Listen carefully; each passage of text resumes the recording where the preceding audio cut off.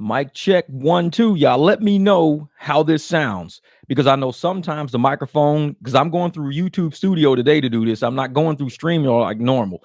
So let me know if this is coming through clean. If it's crackly or something like that, I'm gonna see if I can fix it straight on the screen from YouTube Studio. I've never done it through YouTube Studio. I've only fixed it through StreamYard. But today I wanted to get a live stream going. Just, you know what? It's the end of the year, slow again. Like I told everybody, it's slow. So we got to start coming up with ways to keep this money rolling in. What up, Slide 2 Raw? What's good? What's good? Hey, how does the mic sound? Does it sound good? Is it too much, too little? Do I got to redo it? But I want to make sure, it's that at the end of the year, we got everybody, slowing down. We got people that's going to be buying a lot of Christmas gifts, people traveling a lot, doing a lot of things. So the money's not going to be like it was, when football season first started. Things about to slow down a little bit like it do every year. All right. Thanks, brother. Appreciate that. Slide 2 Raw. What up, my man? Triple E, Eric. Hey, Eric been killing on private rides. He been killing it, man. I appreciate you giving me the updates and everything. And that's what people need to realize. When these apps are going slow and they're slowing down for us, we've got to rely on our clients. We've got people out there who are willing to pay us cash to get these rides going. And, I got I got a big private ride coming up tomorrow. Actually, I got 2 of them coming up tomorrow. The bigger one is 175. The little one's only $60, but it'll at least, give me some gas. So it'll last the truck about, 3-4 days. So somebody's paying for my gas for the next 3-4 days. And the big ride, that's going to be the pocket money right there. But I just left the parts store because I slept in today. I left the parts store, so I'm back now. I got to go put this pump seal in the transmission, get the transmission back in, get that truck out. Tomorrow I got another car coming in. Man, we got to keep this money rolling. I know you guys haven't seen me on YouTube a lot lately, but I've been thinking about y'all, man, because I know we got to go out here and make this money. Or book big football game on Saturday, ASU. Oh, cool. I might be out Saturday. I don't know yet. I know I try to stay away from ASU, man. It'd be crazy as hell over there. But as long as I can get the rides on the outskirts, I'm good. I can't get on University, man. Once you hit University, yeah, you're done. You're done. Especially by rule, you're done. But man, hopefully, like I said, I get these trucks in. This is my plan because I told y'all this is gonna be the money makers chat right here. So come up with a plan each month and come up with how you're going to market that plan and sell that plan. Because my plan is to get at least 2 big cars in a month. If I get 2 big jobs in a month, I mean, just these 2 trucks this month, doing these 2 trucks this month paid me more than what I make in 2 months of doing YouTubes. I'm serious. Doing 2 trucks this month pays me more than what I did in 2 months of YouTubing. And like a lot of people, they don't think that I still make money. I still get paid on YouTube. They just don't pay me as much. I mean, I was making like $1,700. I think last month I made like $1,400, something like that. So I got $300 less. But for $300 less, I'm making $4,000. So I gave up $300 to make $4,000. That's my plan right there. A lot of people are like, oh, your channel's failing. They don't even understand what I'm doing. I'm out here trying to make this money. I'm not playing these fame games with people. Oh, I want to be famous. I want to get a lot of clicks and likes. No, $4,000 is a lot of money. That's almost 3 months of mortgage right there. And I made that shit out of 2 trucks, almost 3 months of mortgage. So if there's a way you can go out and make this money and there's a way you can structure your life, because we're all independent contractors. We're all entrepreneurs. Oh, yeah. I think let me see. What did I get today? Because I think they actually hit today. All of the checks hit today. Hold up for a second. Let me see what I got. I haven't even looked at it yet. Because they do a lot of adjustments at the end of the month. Because a lot of times you'll see something on the screen, but you don't know what it is until it actually hits your bank account. So I'm like, yeah. Let me see what they got. Okay, it hit. All right. The YouTube check hit this month. It only came through at, let me open it for you. $1,364. I don't know if you can see that or not. Wait a minute. It's that little amount right there. It's $1,364. So it's not bad. So I got the $1,364 plus the $4,000. That's not even counting driving. So I made about $5,600 this month outside of doing all my private rides. So I already made $5,600 this month. So, and this coming up month, and like I said, normally I make about 1,700, 1,500, 1,700 a month. That was 1,364. So it's about, $200 less. But for the $200 of me not doing YouTube, the $200, I use that time to make 4Gs. A lot of people don't understand entrepreneurship. These people they're small brain. I'm an accountant. I'm big brained. So if you tell me, Jeff, give me $200-$300 and I'll give you $4,000, I'm doing that. I'm like, hell yeah, shit here. Oh yeah, Triple E, you was over here the other day, my man. And actually he came through and helped me out because I was under the truck and I was like, hey man, can you do me a favor? I had just took the dipstick thing. I said, hey, pull that dipstick straight up because I can't get this thing out for nothing. He pulled it up, worked it around, got it around the engine, got it sitting on top of the engine. I'm like, thank you. So you helped me out because I didn't have to get from up under the truck. I be getting up, down, man, crazy. So yeah, but that's what it is, Fortune. Like a lot of people in my comments, they don't watch my YouTubes, they don't watch my channel. All they see is the fact that I'm making less. They don't know how much less I'm making.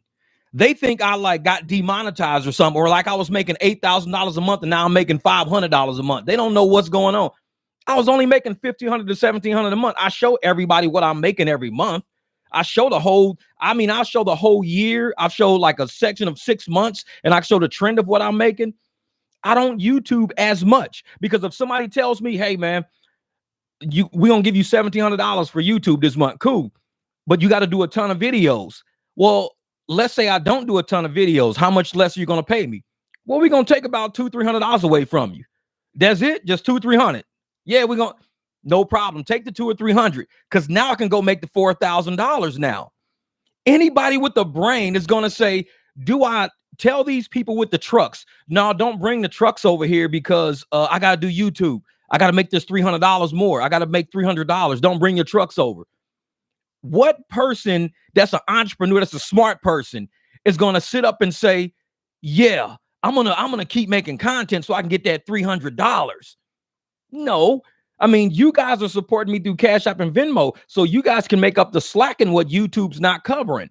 So if YouTube's paying me less, like $300 less, and you guys are like, hey man, we're gonna pay for some content, we're gonna keep you on the live, we're gonna keep you on, doing live streams, we're gonna keep you on a microphone, on a camera.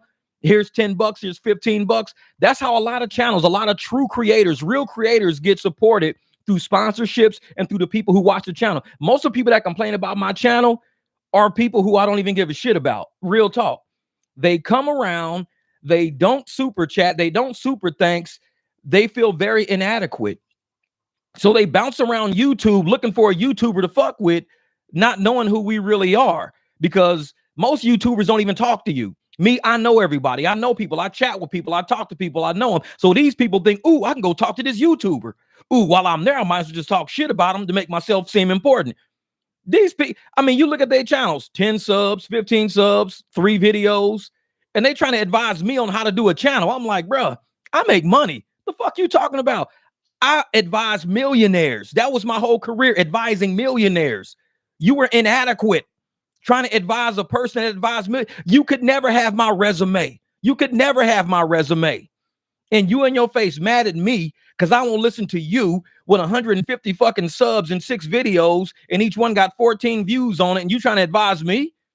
Bruh, move, go on. And that's what they're inadequate people who feel that they want to get on YouTube and talk to somebody. They could talk to their next door neighbor. They can call up a friend if they got friends. They can call family members. They got family members. But instead they choose to come try to fuck with me. They don't know shit about me. And the thing is, they don't even watch my content because I've told all you guys what I make on YouTube, how I make it, what I make money in real life, my private clients. I show people everything to give y'all an idea of how we can go out there and really make this money. We don't got to sit around and be a puppet for nobody. When I stand up, oh shit, I stand up. These motherfuckers, you can't be talking politics. Everybody knows I'm a Republican. I've been a Republican since 2008. You think that I created this channel in 2020, I think. 2008, that's 12 years of me being a Republican. I have been a human for those 12 years. I've been a human for 51. And you think these raggedy motherfuckers that's getting on YouTube gonna tell me to stop being me to appease them? Fuck them. I don't even know these people. Like I said, they don't super chat. They don't super things. They don't do shit for me. So they come on the channel and try to complain to feel adequate. Yeah, if you wouldn't talk in politics, your channel would do better. The fact that I talk politics, my pockets is doing better because people trust me, even though they know I'm a Trump supporter. They know I work for everything I got. They know I'm trying to help everybody make money. They know that about me. And they still say, bruh, I'm going to bring you 2 G's. How can I wire you this money? Can I sell you this money? I just had an envelope given to me, the other day? $1,000 in an envelope. Here you go. Dude went to the bank, got the grant, through the grant. Here you go. YouTube ain't giving me money like that in one day, just come and giving me a G. YouTube ain't paying me like that. So I tell folks, if you come on my channel, I'm going to show you and tell you how to make money. That's what I do. I want everybody to eat. These haters come on my channel. They don't want, even one guy was like, yeah, I'm just here to watch you fail. I'm here to watch you crash and burn. They're not here to help nobody. These people, like I said, they have tried to do YouTube, probably failed at it, seeing somebody doing okay at it. And they just waiting on me to fail. Like I said, and I told one guy, this is a YouTube channel. I've got 4 YouTube channels. I didn't even know I had channels. I got channels with views and shit. I was looking at some channels the other day I didn't even know I had. I got a channel called Jay Watts. I got another channel called, and I totally forgot I was putting content on those channels. Those channels got tons of views and shit on it. Didn't even know it. Had no idea. But I never tried to monetize them or nothing like that. But then before I was doing this social media, I had another platform. I had 300,000 followers. 300,000. I only got like 12,000 here. These haters over here, like, you don't know how to get subs. You don't know how to. I'm like, what? These people don't know who I am. And I don't tell them who I am. They don't even come watch my content, but they think they watch a video or two. Oh, I know this. He's a Trump supporter. He's going to fail. He's a Trump supporter. So because I want better for everybody, and the fact that I think somebody's going to help change our economy to make it better for everybody, all of a sudden I should fail. This is how some of these Democrats think. I should fail as a human, as a father, as a person, because I don't support the person they support. I say I support Trump because you don't support the person I support, but I want you to win too. That's how I am. That's a Trump supporter. I want you to win too. I support Trump because I think he's going to fix things for me, but also fix things for you. These raggedy motherfuckers get on my channel. Oh, I hope you fail. I hope your channel crash and burn. I hope you stop getting views. That's Democrats for you. That's how, not all of them, but that's how they think. They're not Trump supporters. They come over here to try to make sure my channel crashes and burns. I'm like, oh yeah, people support the content. You go to any YouTube channel out there, any big YouTuber, small YouTuber, they have group memberships. They've got Patreons where people can, help support the channel, because this shit takes a lot of time. Editing and all that takes a lot of time. People say, I want you to do this for a living, man. We'll help support that. Anything you do for a living means you got to get money for it. When you're out driving, do people pay you for that? Or are you doing it for free? Do you get tips? Do you get fares when you turn on Uber and Lyft? Anything you do for a living, do you get paid for it? Who pays you for that? Does Uber pay you, or do riders pay? Uber is a middleman. Riders got the money. Riders support your career. So the riders pay money. They can pay it directly to you, or they can pay it to Uber and Lyft, and Uber and Lyft gives you a cut of it. But somebody has to pay for something. On YouTube, like, I try to educate these people, because like I said, these motherfuckers, all their videos got 11 views, 14 views. Jeff, I'm telling you how to give you. I'll tell you what, I just don't have to be like you, motherfucker. As long as I'm not like you, I'll be okay. Because if I'm putting out videos that got 14 fucking views on it, we got a problem. 12,000 subs and I'm getting 14 fucking views, we got a problem. Maybe I got this shit locked on private. I don't know. But I don't listen to people like that. You don't follow somebody who's broke and expect you to make money, because if they knew how to make money, they'd be telling themselves how to do it before they told you how to do it. Don't follow somebody's YouTube channel that don't know what the hell they doing, because if they knew what they was doing, they'd be doing it. If they was interested in it, they'd be doing it.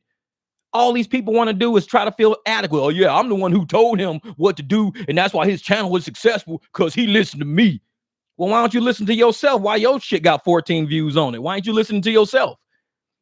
It's like, go in the mirror and give yourself a pep talk so you can get more than 14 fucking views. Why don't you do that? But instead, like I said, they come to a ship that they see rising up. They come to something they see moving forward, and they want to be a part of it because they feel inadequate. I don't ask people to come to this channel. People come to this channel because there's something here. Maybe you're looking to know how to change spark plugs on a Jeep. There's something here for you. Maybe you just need inspiration and motivation. How do I talk to a client, man? It's this lady in my apartment. She ain't got a car. I know she's taking Uber and Lyft. How do I? This channel is here for you. We're here to help you can make money. But yet, there's all these haters on YouTube. They're not here to help you make money. They feel inadequate about who they are, which is why they're even on YouTube to begin with, just so they can talk shit about you and hope you end up where they are. They don't want to see you succeed depending on who you politically supported.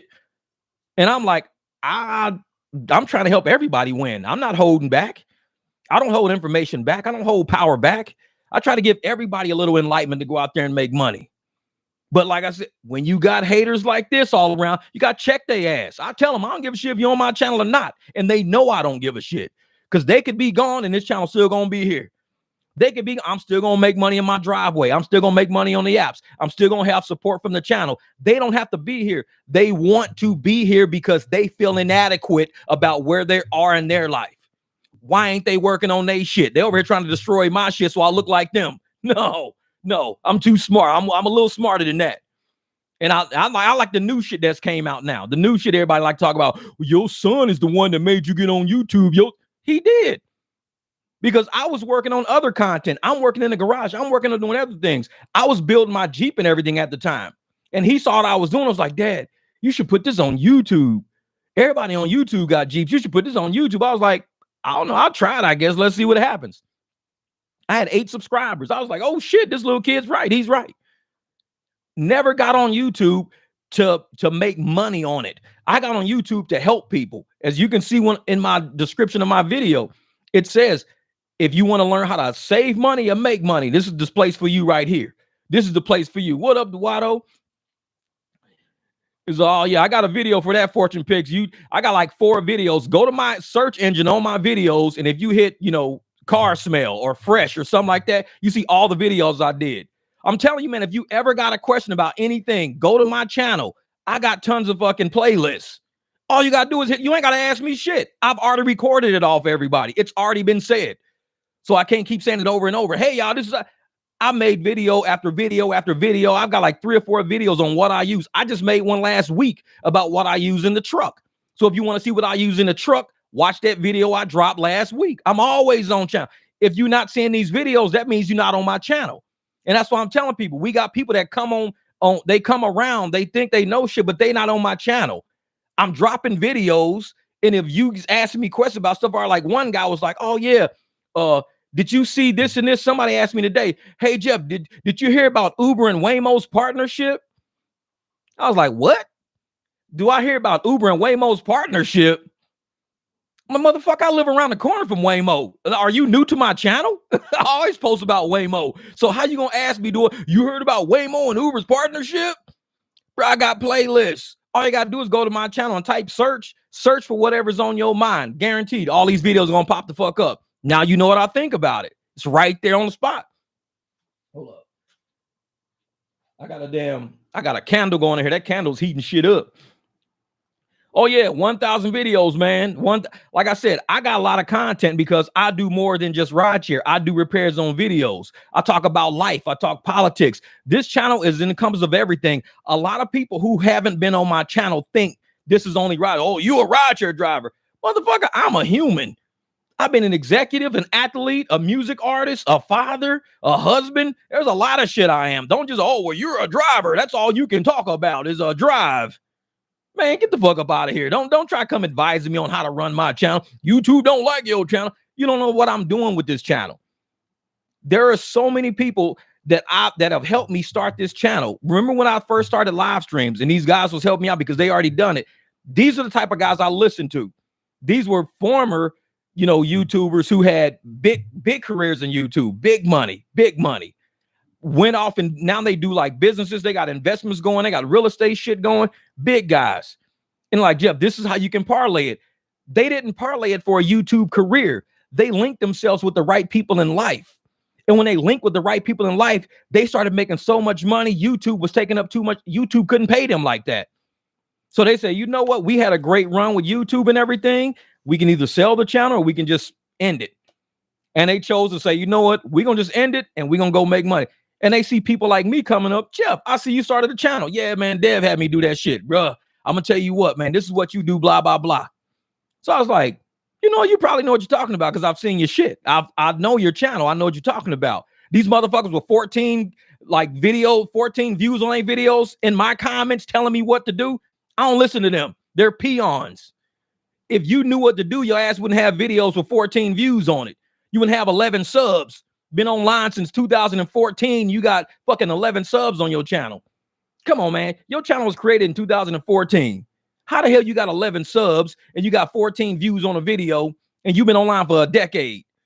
I'm not talking to you. I'm not listening to you because I don't want to end up where you are. I always tell people, watch who you listen to. I've always said that on this channel. Watch who you listen to. Emulate those that are in a position that you may see yourself in. If you see a fucking loser out there and you listen to a loser, you're going to emulate that lifestyle and you're going to end up right. And you're going to be like, well, how come? Well, I didn't tell you to do it. You didn't have to follow me, but you was always on my ass about it, man. So I did what you told me to do. And now my shit's fucked up now. So they have no responsibility for it, no accountability for it. So I tell folks, do not sit there and go, oh, I'm going to listen to this guy right here. I'm going to listen to this guy. Because if I listen to him, I'm going to come up. Then he would have listened to himself. If he would have came up, why didn't he do it himself? How can somebody broke tell you what to do? That's my whole point right there. This is never trust a motherfucker that talk fast. I think never trust a motherfucker that talk slow. See, I'm opposite. Because the people that talk slow don't know what the fuck. They thinking too slow. They brain works slow. They mouth can't keep up with their brain. They trying to think of a new scheme. That's Kamala Harris level shit. Don't trust motherfuckers that talk slow. See, everybody out there who know what they're talking about, who's been there, who's had that experience, they know what to say because they've been there before. You listen to short bus motherfuckers that talk slow like, well, what I think you should do is probably... See, that's the kind of motherfucker you listen to. I wouldn't listen to that person because they don't sound like they know what the fuck they talking about. I'm like, nah, I'm cool, man. You go talk to Steam Smooth. That motherfucker listen to you. It's like, I'm cool on that shit. I don't talk to slow ass people. I don't do that, man. But I just, like I said, I wanted to get on here and make sure y'all, keep your mind focused on that money. You're going to have a lot of people come on your track, come around you to try to knock you off your grind. None of these people know how much money we got, how much property we got. They don't know our plans, don't know shit about us. But they know that they're inadequate. And they will sit in their own little inadequate pool and be like, how can I radiate my own loss to somebody else? Like, I ain't going nowhere. I'm stagnant. I ain't moving nowhere. How can I radiate this shit to somebody else? Ooh. It's a dude on YouTube. Oh shit, he's on a lot. Let me go talk shit to him. Now I feel better. Anybody that feels better by talking shit to you, those are the people you don't want in your circle. Those are the people you don't want around you. Because anybody who's up is going to pull somebody up. Like I told y'all, even in my rap, I've been up. I was an executive. I know what it feels like when I'm talking to these young kids going to interviews and shit like that, and I'm pumping them up and I'm getting them ready. I ain't like these fucking YouTube haters. Oh, man, you don't want to work corporate, man. Oh, man, you don't want to do this, man. Oh, man, you don't. No. I even tell my sons, hey, if y'all want to work W-2s and work, do it. I did it and I came out okay. Why would I tell them not to? If it's something you want to experience in your life, go knock yourself out, experience it, see how it is. It's not up to me to tell you, oh, don't do this. You might handle it differently. Don't do this. Don't do that. Don't do this. Don't. Why would you tell somebody that? Let them experience it. Let them run it the way that they gonna run it. But when you see people out there who don't even know you and they're trying to tell you all this negative shit and give you all this negative energy, trust me when I tell you, they are radiating exactly who they are. When they sit and they try to put you down, hold you down, tell you you ain't gonna make it, you ain't this, you know what? They are radiating exactly who they are. You are talking to a loser who has lost and is still losing. Because when you talk to a winner who is winning, he's going to tell you how to win. He's going to help you. He's going to be like, oh, man, you know what? This is what you should probably do. What up, young boy? What up, Jesse? My man, Dave out in Ohio. What's good, brother? Yeah, but if you talk to somebody who's winning, somebody who's doing well, what are they going to radiate? Hey, man, this is what you can do, man, right here. This is how you're going to get that paper, dog. Hey, man, I'm telling you, it feels good being up here, man. It feels good being up here. Don't let them pay you low. Go in and negotiate your price better. Hey, go and do this. Go and do that. They're going to always try to keep you up. They're going to always try to, because when they up, they're going to pull you up. But when you got haters that is down, they feel inadequate. They don't like to see people elevating above where they at, especially when they think they deserve your spot. They want your spot. Oh, how come I can't have that? He ain't doing nothing different than what I'm doing. She ain't doing nothing different than what I'm doing. How come it can't be me? Well, shit, I'm gonna hate on then. Hey, your shit ain't nothing. Your shit's trash. Your shit's garbage. Man, your shit's this and that. You ain't got nothing going on over here. I'm like, then what the fuck are you doing here? I mean, you got to ask yourself, if you in a room telling everybody in the room that this room ain't worth shit, the fuck you doing here? You got to ask yourself that. What are you doing here? You can leave because nobody asked you to be here. When you up in here, we about pulling each other up. We about getting this money. We about going out, creating plans and ideas. And some people, like I said, I have been a mechanic my whole life. Like I said, ran my own shop for 6 years. I didn't want to do it in Arizona. I wanted to do something different. But sometimes the money could be so good and you're so good at your craft and you're so good at it. I had a very trusted base in Vegas, had a very trusted base in St. Louis. Now I'm in Arizona. I'm developing that trusted base of clients too. And they're dropping their trucks off, dropping money off, dropping cars, wiring me money, this and that. I'm getting my trusted base out there. So it just might be something I'm going to do. My buddy James, he just finished working on a hot rod. He built his own hot rod. Took him 4 years to build that hot rod. 4 years. I've been working on my Jeep for 5. Built that hot.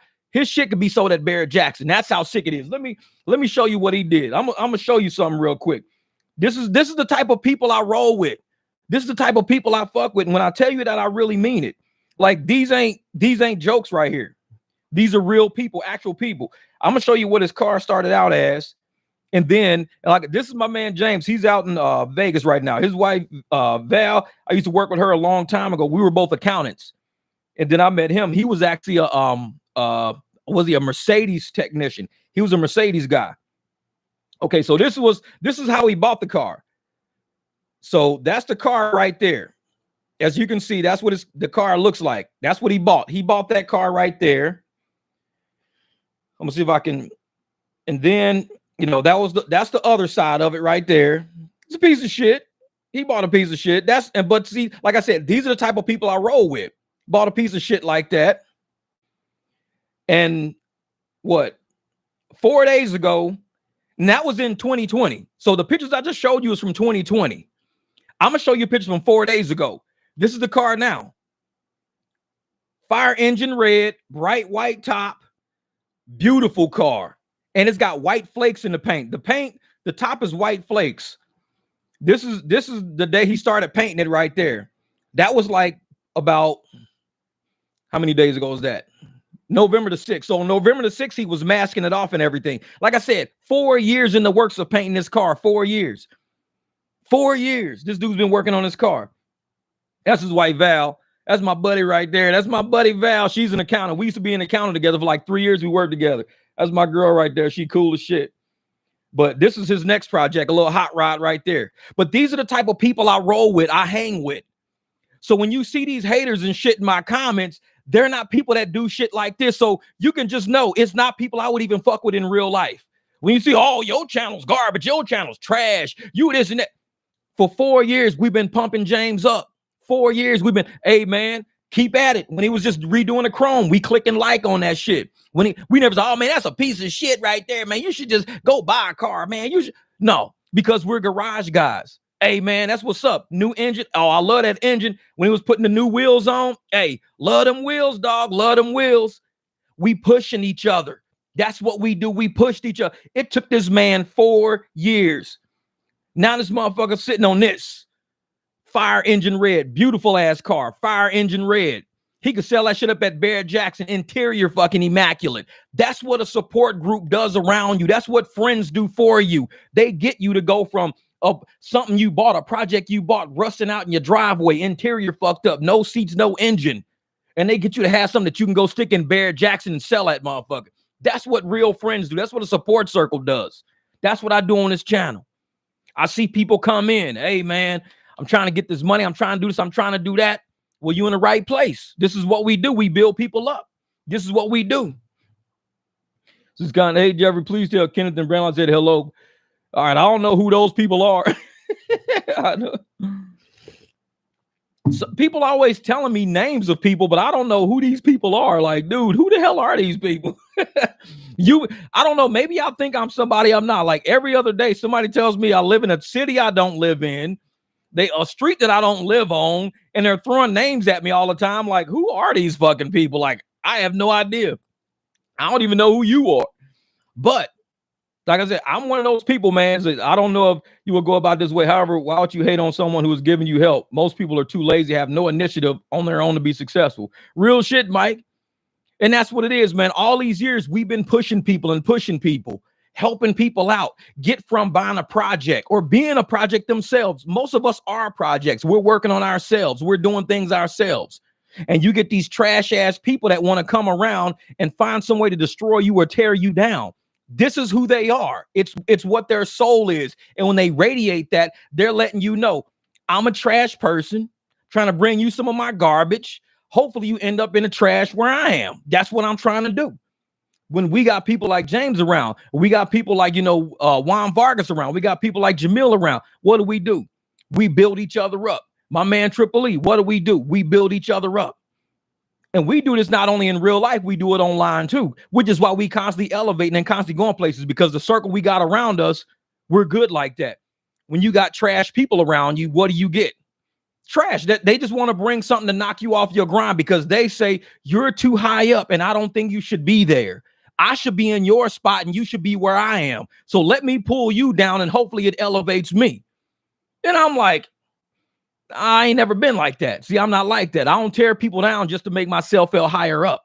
I work on me. When I'm in the garage working, ain't nobody like my man Triple E when he came by the other day. I was outside working. I'm in the driveway working. You don't see me online fucking with people. Say on, don't forget to tell Jennifer I say hello also, whoever these people are. And so I sit there and I'm looking at all these people all the time, and they're sitting there like, if I sit up there and just get online and just fuck with people and trash people all day, then, it'll make me feel better about myself, make me feel better about who I am. I'm like, shouldn't you be working on yourself somewhere? Shouldn't you be doing something with yourself?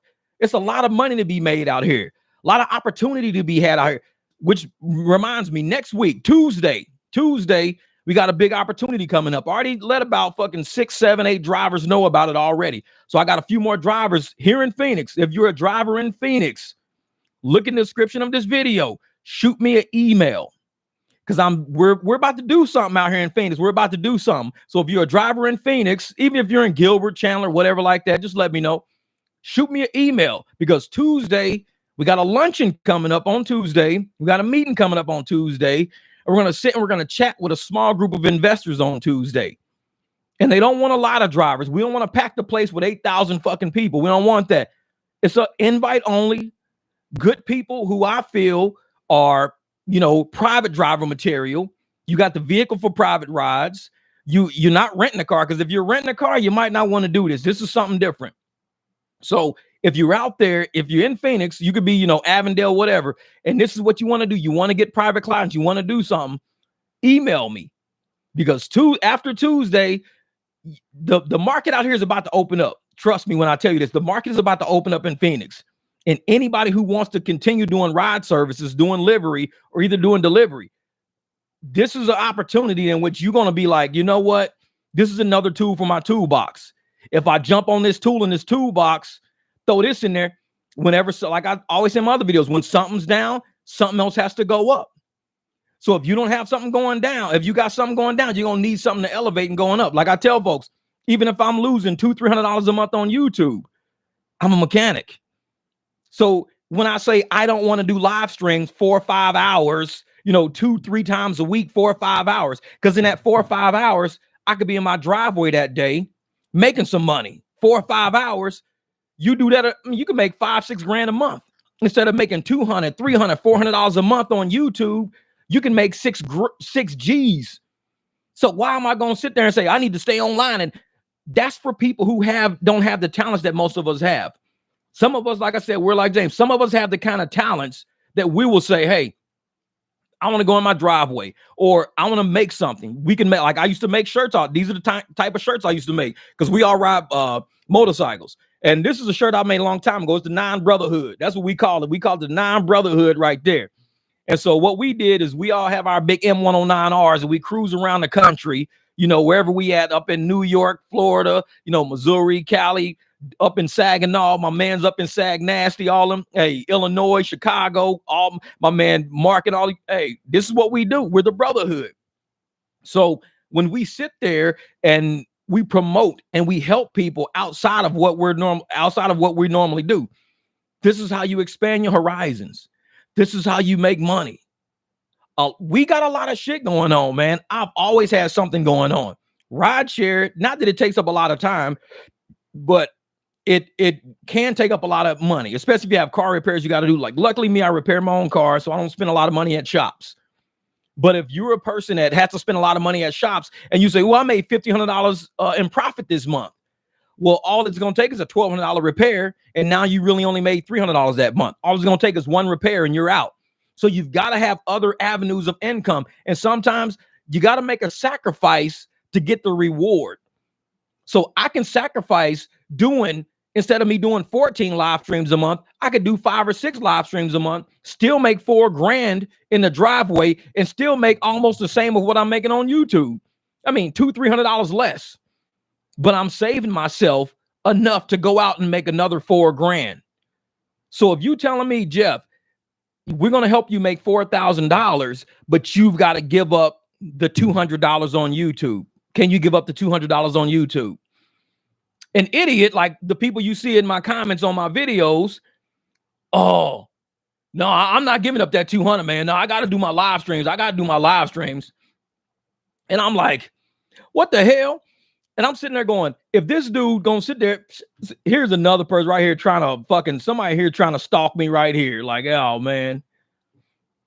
It's like, dude, hide user, get rid of that dude. Because somebody right there trying to stalk me. I know who that, about some fun, say hi to Jennifer and all these. I don't even deal with them people, man. And then got the nerve to try to, like I said, you're gonna see people on YouTube who want to be me so bad. They want to be me so bad. They're out trying to find out who I am. They want to be me so bad because they know if I wasn't nobody, if I was a bum under the bridge with nothing, they wouldn't be nowhere to be found. But because they see me elevating and they see me going up and see us doing shit on this channel over here, where they at? In my face. The fact that like content over everything TV, one of them people there, they won't ever say who they are. Like me, I'm Jeff Watts. So what? Motherfuckers know my name. I'm Jeff Watts. I say my name all the time. Y'all see my license plates on my cars and shit when I'm filming and videoing. I don't hide who I am. But it's chicken shits like that, like to hide who they are behind the internet. Yeah, I know your name. You're Bernard. Motherfucker, I've been Bernard for 51 years. What the fuck is so new about that? Oh, you're Jeffrey Bernard. Who don't know that? Like, I've been that shit for 51 years.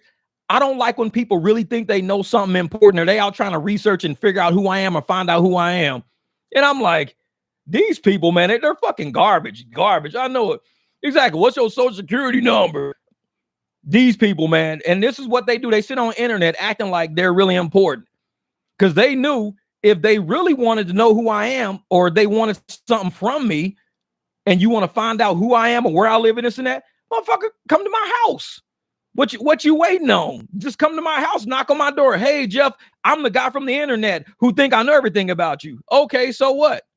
Just wanted to stop by. Okay, see you, motherfucker. I got work to do. People are fucking weird. They just fucking weird, man. It's like, yeah, I'm gonna try to put your address and put everything online and on the internet. For what reason? Like, and it means what? It's like just so you can feel more. And like I said, people feel inadequate about who they are. They're nobodies. So they come after a somebody because they feel, oh, I could just act like I know him and go research him and try to find out who he is. I'm like, okay, and what is that going to do for your day? What does that do for your day for real? Nothing, because I'm still going to be Jeff Watts, still going to have my house, my car, still make my money, do my thing. What is that going to do for you? Think about it. Like I said, my man James spent 4 years working on his car. He didn't spend 4 years on the internet trying to chase up behind fucking people, trying to research. I'm going to sit on the internet and do this for 4 years. He wouldn't have the car he has today. Now, I'm one of those people that say, hey, you know what? Use your time wisely. Go out, get your money, do your thing. So when you go out, you get your money, you do your thing, you can only come up. When you can't come up because you don't have shit there's not you can do, what do? You start chasing up behind somebody you see going somewhere. That's what you do. So they're not pushing notifications, having to look up your channel and call this. Oh, yeah, Pain Wins. They've been doing it. I've been shooting out emails to a group of people. I got them labeled at the 300. So I shoot out a group of emails to about 30, 40 people when I drop a video or when I'm going live. I didn't shoot out a live stream thing today because I just happened to, I was eating breakfast and I said, hey, I'm going to go live today for a little bit, see how this works out. But yeah, Zay's, hey, how to marry sucker free. I know I see her on Instagram every once in a while. She's not on YouTube as much because she's doing something different, but I still see her on Instagram every once in a while. That's my girl right there. She cool as shit. So Jeff, your visit don't allow me to see old YouTube podcasts. Your YouTube doesn't allow me to see old YouTube podcasts. How is that? Well, you got to go to a playlist. Yeah, like Fortune says, go to a playlist and look up my live streams, look up my podcast, and you can just pull them up and watch them. They're all in there. I don't know why they wouldn't allow you to pull them up and watch them, though. I don't know. That would be new to me. But yeah, as far as, you know, how we're doing and how we're making money and the energy we're putting forward towards each other, that's the kind of shit I'm about on this channel. You're going to find a whole bunch of haters, a lot of fucking people bouncing in and out thinking that they know something. Nah, don't fucking worry about them people. Keep it moving because that's how we make money. We keep it moving forward. We keep doing what we do. This is 46 South. Utica, Troy's is 46 South.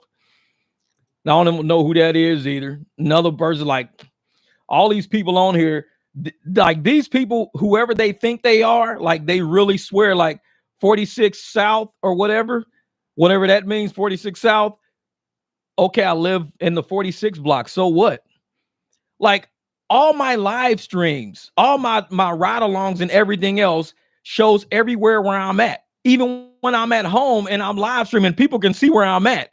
So they act like I'm trying to hide from people. The only people trying to hide are the people who you see their names and you see all this shit. They're nowhere to be found. You don't know where they are. They don't say their real name. They don't say nothing where they are. I'm like, man. Just said, I know you leaving Paulden. Exactly. I was like, what the hell is Paulden? Man, I started laughing like a motherfucker. I was like, what the fuck is Paulden? Yeah, you're Jeff and Paul Dean. I was like, what the fuck is Paul Dean? But these people, man, these are the people who sit around on the internet all day thinking that I'm like some mystery person. Like I got neighbors, I live stream all my shit, I record all my ride-alongs. People know my license plate numbers, they know what my cars and everything look like. It's like, who the fuck are these people? They want to act like they so important when everybody knows everything about me already. They act like, oh man, I know what car you drive. It's a BMW 330i. I'm like, well, of course I got videos on a motherfucker on my channel. I know your license plate number. Well, I hope you do because I recorded it enough times. It's like, man, this is, man, Jeff, I was watching you and Uber started laughing because Uber was advertising 90-day reservations on your channel. Bananas. Yeah, they try. And that's the thing. Uber tries to advertise on my channel. Lyft tries. They don't realize, man, y'all can advertise all y'all want. We still private drivers. Try us if you want to. If you ain't paying us, we ain't playing with y'all. We not messing with y'all. This is what are some buffet spots in Tempe? Exactly. I mean, you could probably eat some Chinese buffets out there. There's a lot of Asian buffet places out here in Tempe. Because, hey, you get all day spring rolls. Eat them all you want. Shit. But, man, I appreciate you guys coming on the live stream, chatting it up with me. Like I said, I got up late today, picked up the parts and everything. Now I got to go outside, get ready to drop the transmission, do all of this shit. So once I get all of that done, yeah. Now like I said, I got another big car coming in tomorrow with another ride coming in tomorrow. So it's like, man, got to go get this money, man. We got to keep doing it. Because if you're not out there getting money outside of the apps, get money at least 2 or 3 different ways, you're not going to make it. Because these apps are programmed to make sure that, like it was somebody on Professor's channel. Motherfucker had like 30-something thousand rides, 30,000 rides, 97% AR. Still got deactivated. These apps are not trying to pay people. They're not. Because if you got stats like that, like my stats, I don't even know what the hell I got. Let me take a look. I'm going to open my Uber and see something real quick because I don't really drive Uber that much. So let me see what the hell I got. Let's see. Here's my Uber right here. All right. So my stats on Uber looks like, boop, damn, a 23% cancellation rate and a 4% AR. Look at that shit. Wait a minute. That's kind of bright. 23% cancel and a 4% AR. Jeez, but I'm a 4.98. That's crazy. 23% cancellation rate. Let's see what Lyft's got. Because like I said, I don't even open Uber. So let me see what exactly I got on these apps. Let me see. What's this one? Nope. I don't think that's it. How do I go see this shit? Driving score. Whoops, sorry. All right, my AR is 17% and my cancellation is 18%. You probably can't see that. Yeah, it's not going to allow you to see that. But my AR is 17%, cancel is 18%. I'm a 5-star driver though, 5-star. And I'm like, why do these people with 30,000 rides, 97% AR, 2% cancellation rate, they think that they're employees. Oh man, if I just keeps driving like this, they're gonna leave me on the app forever. No, they probably think you're a bot. With AR like that, they probably think you're renting out your account to somebody, because they like, nobody's this stupid to take this many rides. Nobody's this stupid to not cancel something. Nobody's this stupid to take 97% of the trash we send out there just to see if somebody would take it. And this person is taking it, they're renting their account to somebody. Cancel that account. Get rid of that. I know. Triple say, hey, mine, man. I think you up in the cancels of, I think your cancellation rate is what, 70%? And everybody's out there, if you cancel more than 15%, you're going to get deactivated. I'm like, bro, you have no idea how these apps work. We all got like 20-some% cancels, 17%, 77% cancels. Them they're canceling everything out. 68% cancel. But yet, if you tell these people on YouTube, first thing, oh man, that's because you're going to end up, getting deactivated with that cancel rate. It's like, okay, and I got private clients. So if they get rid of me on this, I just jump to my private clients. And what people don't realize is that we have more weapons. We've got all apps out here. A lot of apps out here. I know, Jeff, you need a W-2 and 2 side hustles to make it in this economy. Man, and it, like I said, and if you're not doing something for yourself out here, these apps are not going to do nothing for you. They're not trying to pay people. 43% AR. Okay, so I know how you do it. Yeah, I know why your AR is so high, because you be running around with Surge all the time. Eric will sit with $13 Surge on his phone for like a day. I'm like, dude, how the hell do you still got that $13? He says, I ain't taking shit. Eric be making that shit happen, man. He make it happen. But I'm proud of you, brother. Like I said, you one of those drivers out there that make us proud, because it's a lot of pigeons out there that make us know the reason why the apps are paying so low is because of exactly what their AR looks like. When you're in the 80%, 90%, 70%, you're taking too much. These apps are never going to pay you if the algorithm knows your level of tolerance for bullshit fares is really high. You can tolerate it. So they just keep sending you bullshit fares. My tolerance for it is very low. My AR is very low. So I'm like, yeah, I don't tolerate those kind of fares, man. I'm not taking that. So we end up doing something different. It's like, hey, I'm going to just do private rides all day. Book my clients up, book my appointments up, do my private rides. Which reminds me, I got to make sure let me see something. Where's my, let me look up these, because I got a couple of private rides coming up. Make sure, yep, I got all of them locked. All of them are locked. Okay, I got that one, 10 a.m., 11:30, 3:30. All right, bet. So I got those, and those just came in the other day. So I got all those private rides locked in. But once I finish with the transmissions and I'm going to open up my schedule again, then I'll be back out. Because a lot of my private rides, people don't realize I get them from actually going out doing Uber and Lyft. When I'm out, I talk to people. Like the day I was at Jack in the Box and I saw those guys sitting by the curb, and I walked up to them and said, hey, man, dude ended up giving me $25. This is how I tell people, this is how you make it. You see people out. You see them with their phone in their hand. Just like the day I was downtown with David. David from Ohio. He's in the chat right now. I was downtown Phoenix with him and Jamil, and this couple was standing there looking for a ride. How do we get those private clients? They just walked up and they said, hey, we're just trying to get to North Scottsdale. A lot of our private clients are not even got off the app. They're got off of us walking around, chatting with people, paying attention to what's going on around us. That's how you get private clients. You don't have to lie to the world. If you didn't have the apps, you wouldn't be able to get private clients. I just gave you 2 recent examples that I did on video of me getting private clients without using the apps. Yes, sir. My private clients yesterday, 350. There you go. There you go. And then the 2 private clients that I just picked up yesterday were actually from another driver who's having car problems. And he's like, well, I'm going to put my car in the shop. I'm not going to use the rental car to do rides. So can you take these 2 people for him? I was like, I got you.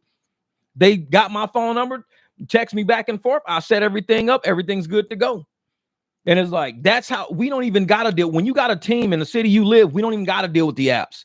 A lot of people feel that if you don't have the apps, because they're trained. They're trained to be pigeons. They're waiting for the popcorn to be thrown out. They don't know how to go out there and hunt. Like I said, we like bears. We go get the salmon straight out of the stream. We don't go hunt for our food. We're not getting the popcorn, waiting at the park bench for somebody to throw some shit out. We out there trying to make this money. So if I'm over by ASU, I see a group of people standing by Canes or whatever, and I see some phones out. I cruise up, hey man, you guys need a ride? You headed to the dorms or something like that? I mean, is it a short ride? And don't just ride up and say, like, I'm gonna give y'all some free game right here. This is how you create conversation. A lot of people are not social. A lot of people don't know how to create conversation to turn it into a ride. I've dealt with a lot of people in sales and marketing casino. So I know how sales and marketing works. In order to generate a ride with somebody, you cannot ask a yes or no question. It's too quick. If you say, hey man, you guys need a ride? Yeah, no, we're good. See, that's a yes or no question. What you can say, hey man, if you guys need a ride or whatever, because I'm headed back towards downtown, I can give you guys a discount or something like that. I mean, if not, you could take my card. You've now engaged with them. They're engaged in the conversation now. None are like, actually, we are headed towards downtown because we're gonna go over there. You know, is there any way? Can we just get like $50? Would you take us for $50? I'll take you for $50. Do the same thing at Wild Horse. Yep, open-ended questions. That's what it is, open-ended questions. And that's how you generate clients. When I was down by Wild Horse, I'm cruising through the parking lot. I see somebody says, hey, man, you guys need a ride. Somebody just canceled on me because they're stuck on the other side of the event and I'm not driving over there. If you guys need a ride or whatever, I'm headed right back up north. Oh, can you take 4 of us? $100 good? I'm like, $100 is good. Hey, man, he could take us. He could take us. He run over, jump in the truck, give me the $100. We on our way. That's how you do it. Just like Eric said, open-ended questions. You've got to know how to sell. You cannot ask a yes, no question. Hey, do you need a ride? They're like, no, we're good. They're probably not good, but you seem weird because hey, you need a ride? If somebody just walked up to me and said that, I wouldn't know who they are, what they own. I don't know shit about them. Walk up. That's like somebody, hey, you need to rent an apartment? It's like, no. But if somebody walk up and say, hey, man, you know what? Rent prices is going up. We got this new development being built. You know, if you guys are looking to rent an apartment or something like that, here's a brochure. And you guys can, all new amenities, all new this, all new that. What up, driving the wealth? Now you say, oh, well, let me see that brochure. Because they ain't just ask you, hey, you need a place to rent? No. So what you got to do is say, hey, when you do rideshare, ask open-ended questions. They can give me the popcorn, but I'm going to replant the whole cornfield. Exactly. Driving the wealth, my man. I'll triple E you out, man. But that's because you're on this live stream. Well, we're 53 minutes into it. So if you're on this live stream, that's a nugget I'm giving you for how I convert, how I create, how I generate my client base. Always have a business card ready and always make a business card your first option. You don't got to try to book the ride right there on the spot. If you get the ride right there on the spot, that's just a bonus. But you have to give them time to warm up to you. It might take a week before they text you. Might take a month for them to text you. But they're going to text you and be like, hey, man, you gave us your card last month. Okay, cool. No problem, man. Yeah. And you said if we needed a ride to just hit you up. Yeah. You had the black truck, right? Yeah. Now they warmed up to you.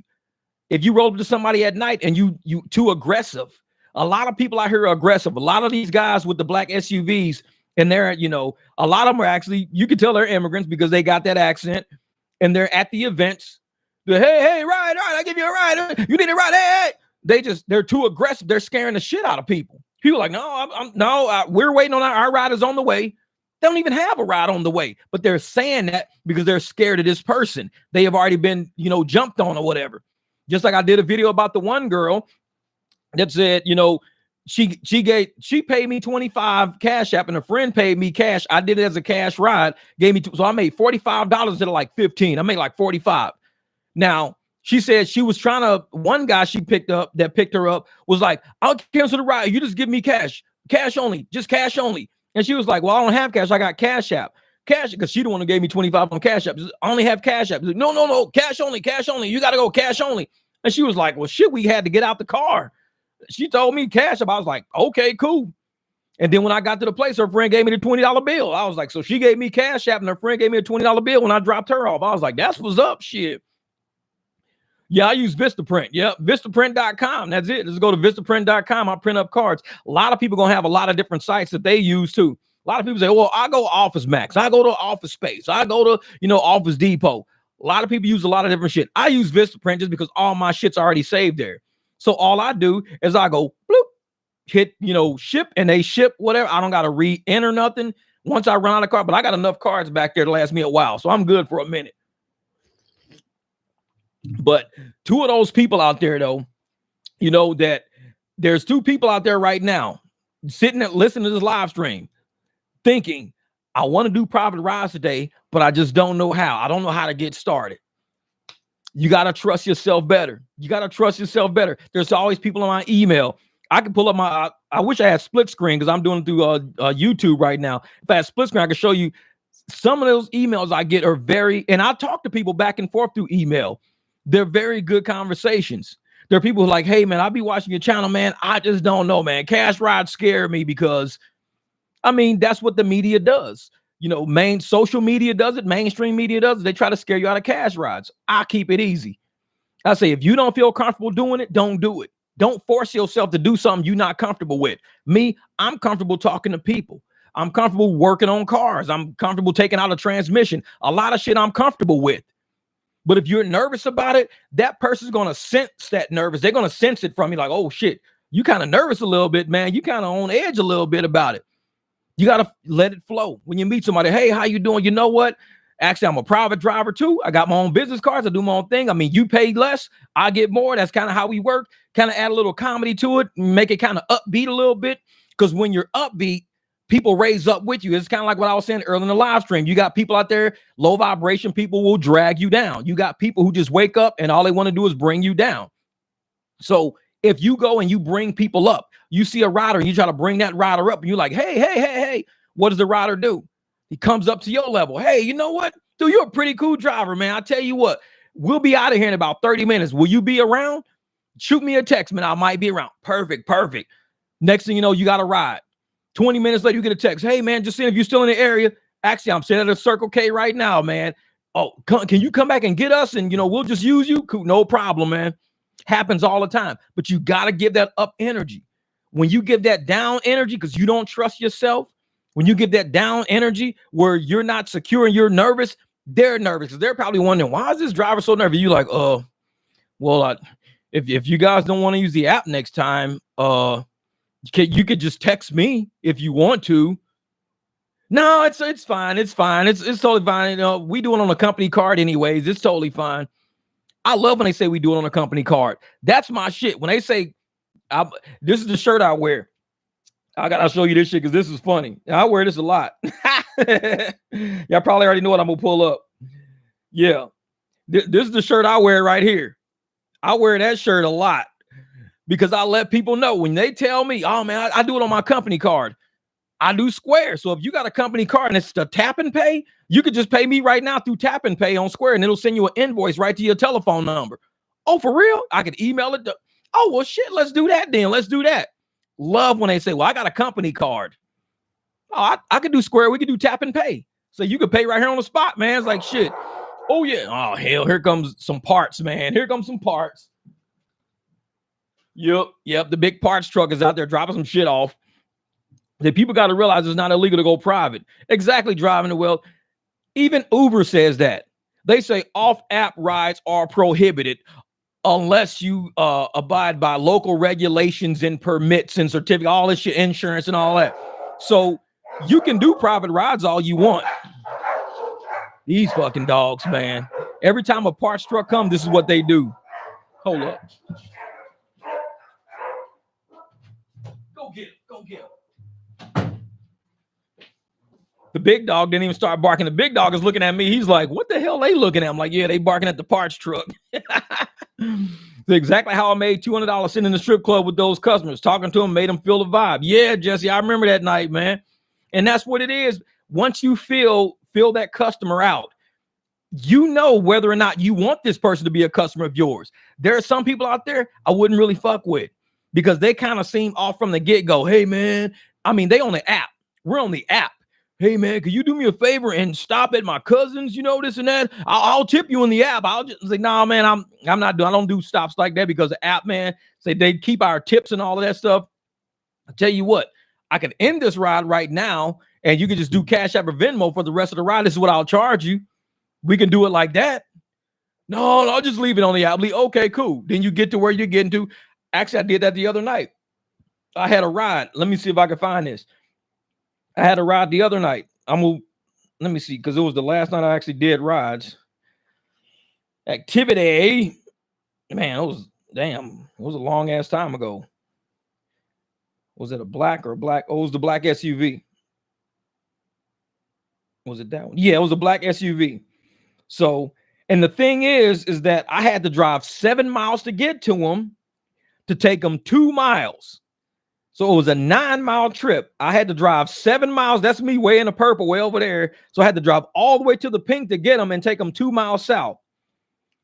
They paid $35 to go 2 miles. They paid $35 for black SUV. I got $36.84. So I got $36.84. They paid $35.74. So Lyft lost, $3 in external fees, then $4 in Lyft fees. Because they gave me a $3 turbo plus a wait time of $3.44 because I waited 4 minutes and 53 seconds, almost 5 minutes. So they paid me $3 for waiting 5 minutes. I got $3.44 for waiting 5 minutes at the very bottom. Now, what happened was I get there. The guy has a family. They were at a birthday party. So he's got a family. They're at a birthday party and everything. And he's like, hey, I don't know how many of my family members want to come. So that's why I got an SUV. Is it cool if we wait so I can see how many people want to actually come? Yeah, I'm like, no problem. I'm just sitting out front. I just drove 7 miles to get there. I was thinking they was going to cancel and I was going to go to that part of town anyways. They never canceled. So I cruised up there at a birthday party. So I'm waiting out front. Goes in. 2 ladies come out, Spanish speaking ladies. They don't speak no English. Spanish speaking ladies came out. So I grabbed the stuff. I said, hey, so I'm like, bienvenidos, whatever. Fucking just talking to them and shit. Grab that. They're like talking back and forth. Grab that, put that in the back. So they got in the car. So I'm waiting for the guy to come back because it's his account. 2 kids come out. So we let them in the very back. Then the uncle comes out. And then he finally comes out. So he was like, well, I thought we were going to take like 7 or whatever. So this is it. We only got like 6. So I was like, all right, no problem. But it was 5 minutes dealing with them. And that wait time was after the clock ran out. So I was already there for about like 7-8 minutes or whatever. And then it was 5 minutes wait time. No, because it didn't go to call yet. So it was right before that because it was going to hit call your person if they don't come or whatever. Say, oh, this person's taking too long, call or cancel. It was just about to hit that. So we're at the 5-minute mark. Finally, we leave. And he's like, hey, man, can you do me a favor, man? And he started coming and he was kind of drunk. So he's got, man, if you could just go, get my cousin and this and that. So, I know they got some coolers too. And I was like, I could do it. No problem. I said, but I could do it for cash. I won't do it on the ride. I won't do it on the app. I'll just do it for cash or whatever. Well, let me give him a call. So we called him and he's talking like, Spanish to him back and forth. We get to the house. Says, no, never mind. He doesn't have cash on him. And I was just going to say, just leave it on the app. And when you drop him off, then end it. No. Because for one, I don't know where this dude is going. They never told me where he was going. So I could pick his ass up and end up way up in Surprise somewhere from Mesa all the way up in Surprise and end up getting like $36. They might give me an extra $5-10. Well, who knows what they're going to do? That's why I said just take it off the app.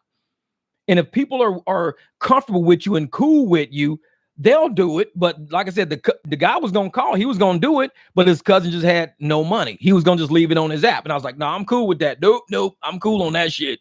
Y'all know me. It's like, if it ain't money up front, we're not doing the stop. I'm not adding the stop. And I'll end it. We could be cool having a great conversation and everything, but I'm going to end that shit right there. Nope. This is, wait a minute, private riders that I was given by Marcel gave me $20 extra because I only bill him weekly, and then another 20 as a holiday tip. Wow. Thanks for all education and support. Hey, James, there you go, brother. There you go. That's what you do, man. We're private drivers. We're independent contractors. So when you're getting an extra 20 and an extra, that's an extra $40. The app ain't trying to give you an extra $40 on one ride, just an extra 40, just to be nice, giving you an extra 40. We don't get that. That's because of the service you give. And when you do service like that, you deserve to get your tips. Look at DoorDash getting sued for stealing tips. Lyft been sued for stealing tips. Uber steals tips. When you do things on your own and you deal with people straight up, they want to pay you to show you that they appreciate you. And now you get the money now. You don't got to go through that middleman. The middleman ain't dealing with your money. So, oh, yeah, you got a $20 tip. I'll tell you what, you actually got a tip for $8. And they keep $12 and they give you $8. So you think you got an $8 tip. Oh, I got an $8 tip. Actually, you got a $20 tip. You just don't realize it. No, I lost conversion today because I didn't know how to use my Square Tap and Pay. Oh, James, my brother. I tell you, I'm gonna give you a quick rundown for anybody out there. Like, we're at the 1 hour mark. I got to get out here and start working on this transmission because, like I said, my parts are showing up. Everything's happening, but I'm gonna give you everybody a quick breakdown on how to use Square Tap and Pay. Because it's kind of tricky when you first do it. It's kind of tricky. So when you open up the app, this is the screen you're going to come to right here. Hold up. Let's see. This is the screen you come to when you open up Square. So that's the screen you're going to see. So just type in whatever, that there. And then you hit note. So once you hit note, this little screen pops up. It says add note. You just put like transportation, whatever you want to put in there, transportation. Then you hit review sale. When you hit review sale, that comes up. And it says add a customer. You don't have to add a customer. It just says you hit review sale at the bottom. When you hit that review sale at the bottom, this screen will pop up right here. I hate that. This damn phone, whatever. And so now it says charge $85.65. Tap charge $85.65, and now this will pop up. It'll say tap to pay right up under the $85.65. Touch that tap to pay, dude, and it does this. It'll give you this screen right here, and it'll have that little thing radiating like that. So as it's radiating like that, when it's doing that, you get the credit card and hold it right over it. And when you hold it right over it, a smiley face will appear where those little radio buttons are going. A smiley face will appear right there, letting you know the charge went through. Now, once the charge goes through, it'll ask you, do you want to give them an invoice? You can either email an invoice or you can send a phone number. Usually when you use a credit card or a debit card, the phone number might be matched already. So it'll show the phone number on there. You can just put text to, and it'll say the last four of their phone number. Hit that button, and it goes to their phone number. Or you could say, I want to add an email. So you just add an email or whatever. Then that's how it works. So a lot of people, like I said, when you first use Square, you don't realize that you got to actually touch tap to pay. If you don't touch tap to pay, then it's not going to do it because you got to type in your number first, add your note, whatever you want to add a note, hit review sale. So when you hit review sale, the review screen pops up to let you see how much the charge is, what your note says. If you got to go back and change something in the note, you can. Then at the bottom of the screen, it'll say charge. Hit charge.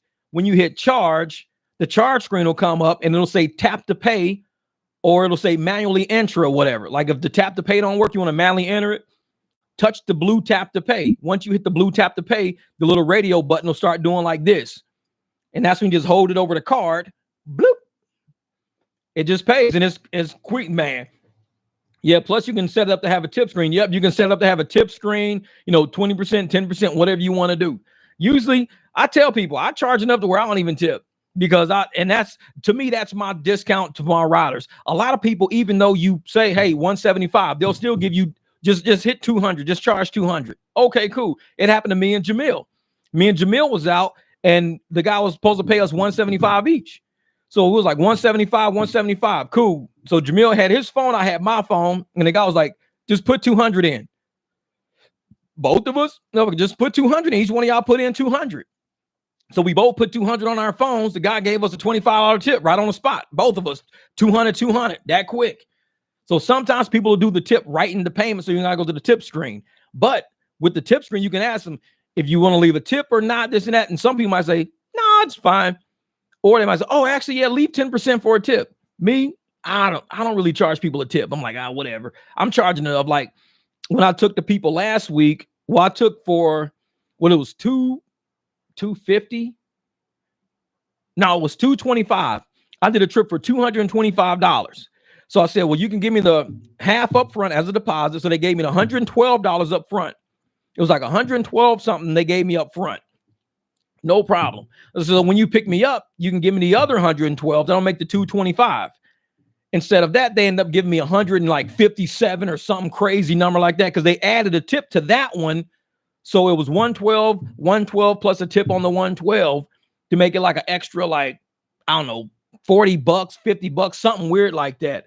So I was like, dude, appreciate that. Appreciate it. And that's another thing I'm going to tell you guys out here that's doing private rides. When you first set up a client, be okay. Don't, like I said, do not feel embarrassed to ask for half up front, because these people are paying the full amount of the rides up front when they do Uber and Lyft. They're paying for the full amount. They're charging it immediately. Uber and Lyft don't make them pay afterwards. They're paying before. That's why they got to wait on a refund sometimes. I got to wait on a refund to hit my account. So don't feel bad if you tell somebody, well, just give me half up front and, half when I come pick you up or whatever like that.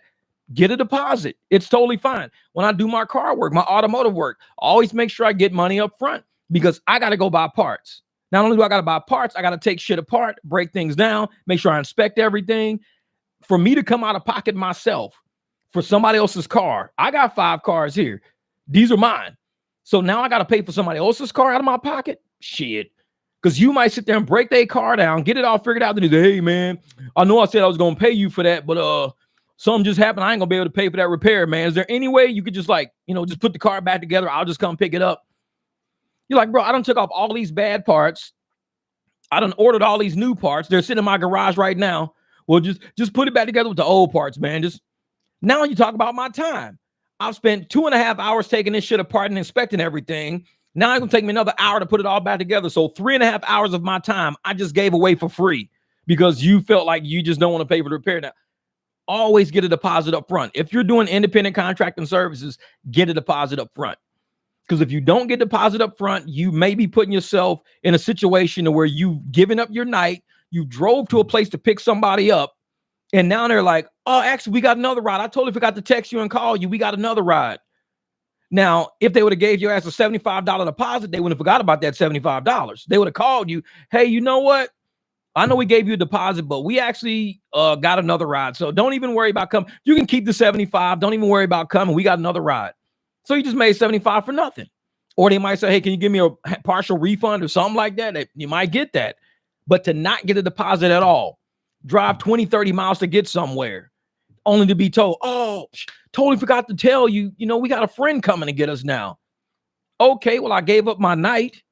I'm here to pick y'all up. I just gave up time, fuel, washed my car down. I'm sitting in front of the house, and now you're telling me y'all don't need a ride? Man, I just rode 15, 20 miles. Get that money up front. Like I said, this is a business. This is not personal. This is business. So when you're ready to run this as a business, this is not ride share. It's more like ride service. It's livery services. When you run it like that, and you don't run it like Uber and Lyft, because Uber and Lyft will dispatch you from anywhere. You could be sitting over at Quick Trip. They're going to dispatch you to Circle K down the street to pick up somebody, this and that. When you're setting up private rides, sometimes you got to take a long drive to get there. I mean, me and Jamil, when Jamil, he was down in Gilbert, I'm way over by the airport. We both had to meet in Mesa to pick these people up. That was about 15, 20 miles for me. It was probably about 15, 20 miles for him. So we had to work that into the price. I mean, if I'm sitting 100 miles away from somebody and somebody says, hey, man, can you come pick me up? I'm like, well, I'm 100 miles away. Dude, I'll give you $1,000. You'll give me $1,000 to come pick you up. I'm in Phoenix and you're in Tucson. I'll give you $1,000. Tell you what, I'm going to wire you up $500 right now. They wire me $500. Where are we going? Just back up to Phoenix. Cool, shit. I said, I'll tell you what, I'll give you a fucking discount. Just wire me another 100 and we good. You ain't even got to send me $1,000. Man, I just really need to get up there real bad. And I know you doing something, you busy, right? People do that shit all the time. Hey man, I give you $200 if you hang here for us. Give you $200. Just hang here for a minute. $200 just to hang here? Because people want to pay us. A lot of drivers out there think that's foreign. It sounds foreign to them. Nobody pays you $200 just to wait. No, they don't pay you $200 just to wait. They pay us $200 just to wait because that's what we're worth. We've sold our time for that. For you, you do it for free. So of course they're not going to give you shit. But Jesse, you've been paid $200 to wait. I've been paid $200 to wait. Juan Vargas has been paid $200 to wait. Jamil, the other day. So Jamil he picked these ladies up. I'm going to tell Jamil's whole story. So Jamil goes to the airport. He goes to the airport. This is about maybe 2-3 weeks ago. He goes to the airport. That's found as I call Oz Jams, worst grade in Arizona of all the sports books. That's what's up, Mookie. So he goes to the airport, and these ladies are calling his name. Not his name, but they're calling a name. They're like, let's say the name is Frank. Frank. And Jamil's standing there at his car, waiting on his clients and everything. These ladies, Frank. The lady walks up to him and goes, Frank. He goes, my name's not Frank. I'm Jim. Oh, we thought your name was Frank. We were calling you the whole time.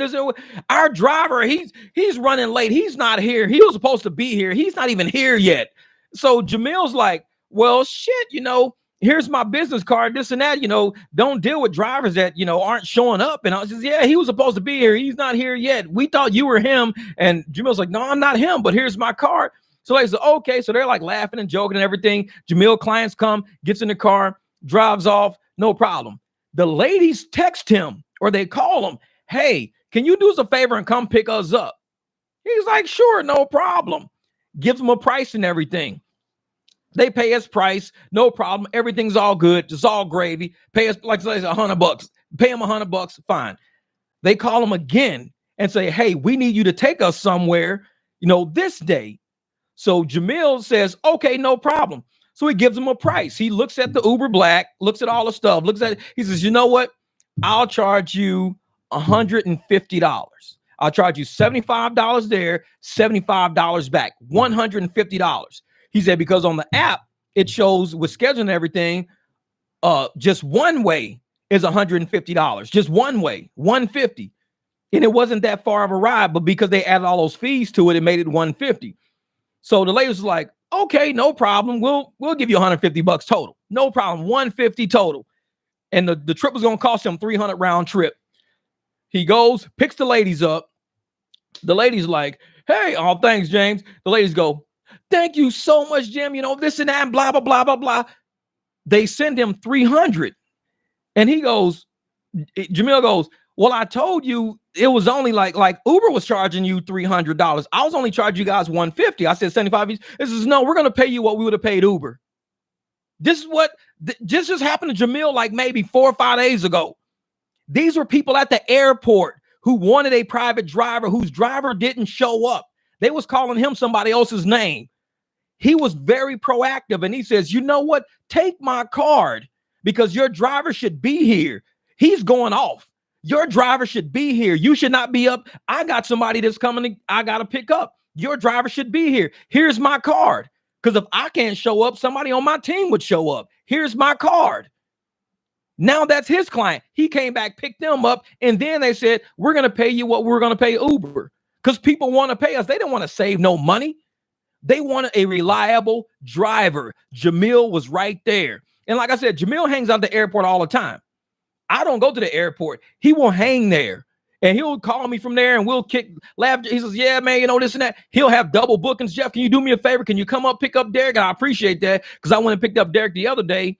I was at the house chilling and he's like, hey, could you pick up Derek? He's flying in. I got another client coming. I'll be up there to pick up. So I shoot up, pick up Derek. I get Derek up to his house and everything. Derek took care of me. Solid guy. Love the guy, man. I picked him up about 3 or 4 times over the past year. Solid guy. Love him. And that's one of Jamil's clients. But Jamil's always at the airport. And he's always like, when you stand around and you present yourself as a professional driver, you can get so many more clients that are paying versus the app. He got $300 off people. He told 150. He said, I'm going to give you a discount. I'm going to do this route for $75 each way. They said, you know what? When he got there, and they agreed to it, they said, okay, that's fine. So he was like, man, I'm going to get $150. That's what's up. The day came for him to go get them. Apparently, they had a conversation with themselves, and it was like, you know what? Why are we giving this dude half the money? He's a solid guy. He actually gave us his card at the airport. We're going to pay this to you because we're going to give it to Uber anyways. $150. Dude, double his money. Doubled his money. And I'm like, only shit like that happens to good drivers. When you see people on this channel trying to talk shit, on this channel trying to talk us down, they don't even understand what we're doing on this channel. They think this channel is like every other YouTube channel out there. Just, oh, I'm just trying to get views. I'm trying to go viral. No, this channel tries to get you paid. If the people on my channel are not making money, then my channel is dead. I can get 500 to 1,000 views every single video. But if somebody like James came, well, James says, yes, some GC students came, did the same to me when I came back to pick them up at 2 after a remote garden party. I learned the hard way to get some money up front. You speak the truth, Jeff. Thank you. But that's what it is, though. And I tell people, man, when we are on this channel as a unified group of drivers and we're getting money, to me, that is the success of the Mic Drop Barbecue. That's the success of the 300. But you see these haters all in the comments. They think the success of this channel is because, well, you don't have more views in that channel. I'm like, but I bet the people on my channel make more money than the people on their channel. I bet that. I guarantee the people on my channel can get off my channel right now, all go out and make $50 in the next hour, make $100 in the next hour, make $150 in the next hour. What other channel is doing that? Sending you out, giving you $150 in the next hour just by encouraging you, showing you what really works. What channel was that? So don't worry about how many views I'm getting. Don't worry about what YouTube is paying me. I'm worried about what the community is paying us, all of us.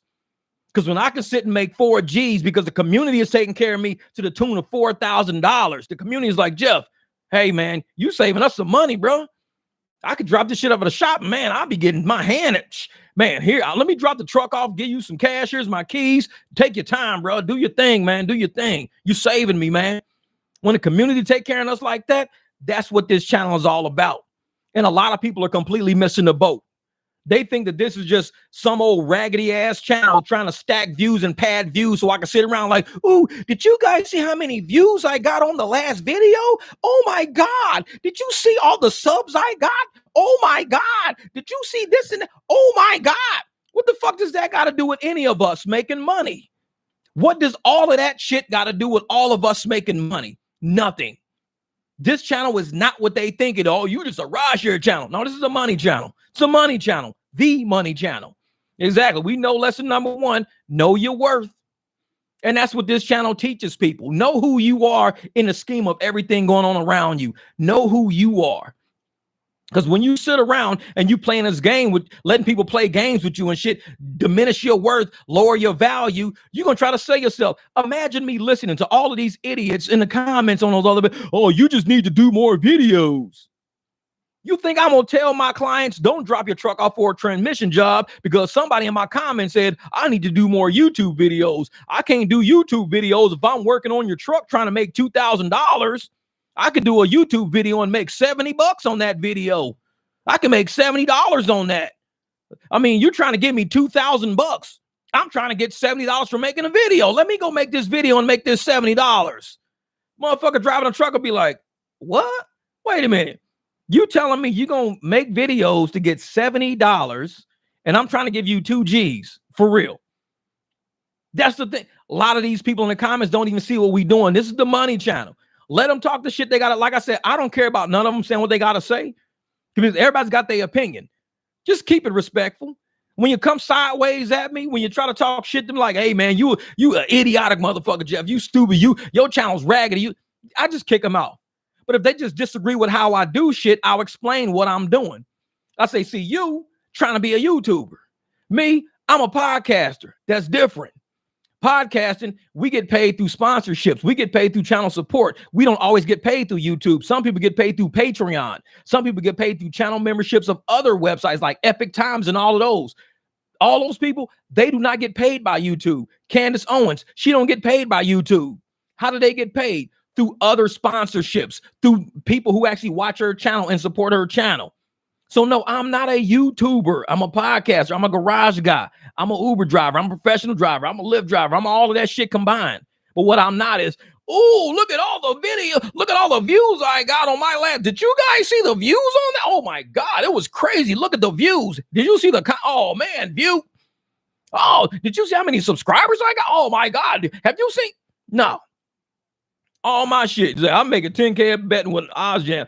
I tell people the mic drop barbecue is not the Rideshare millionaires doing pigeon rides on a busted VW. Exactly.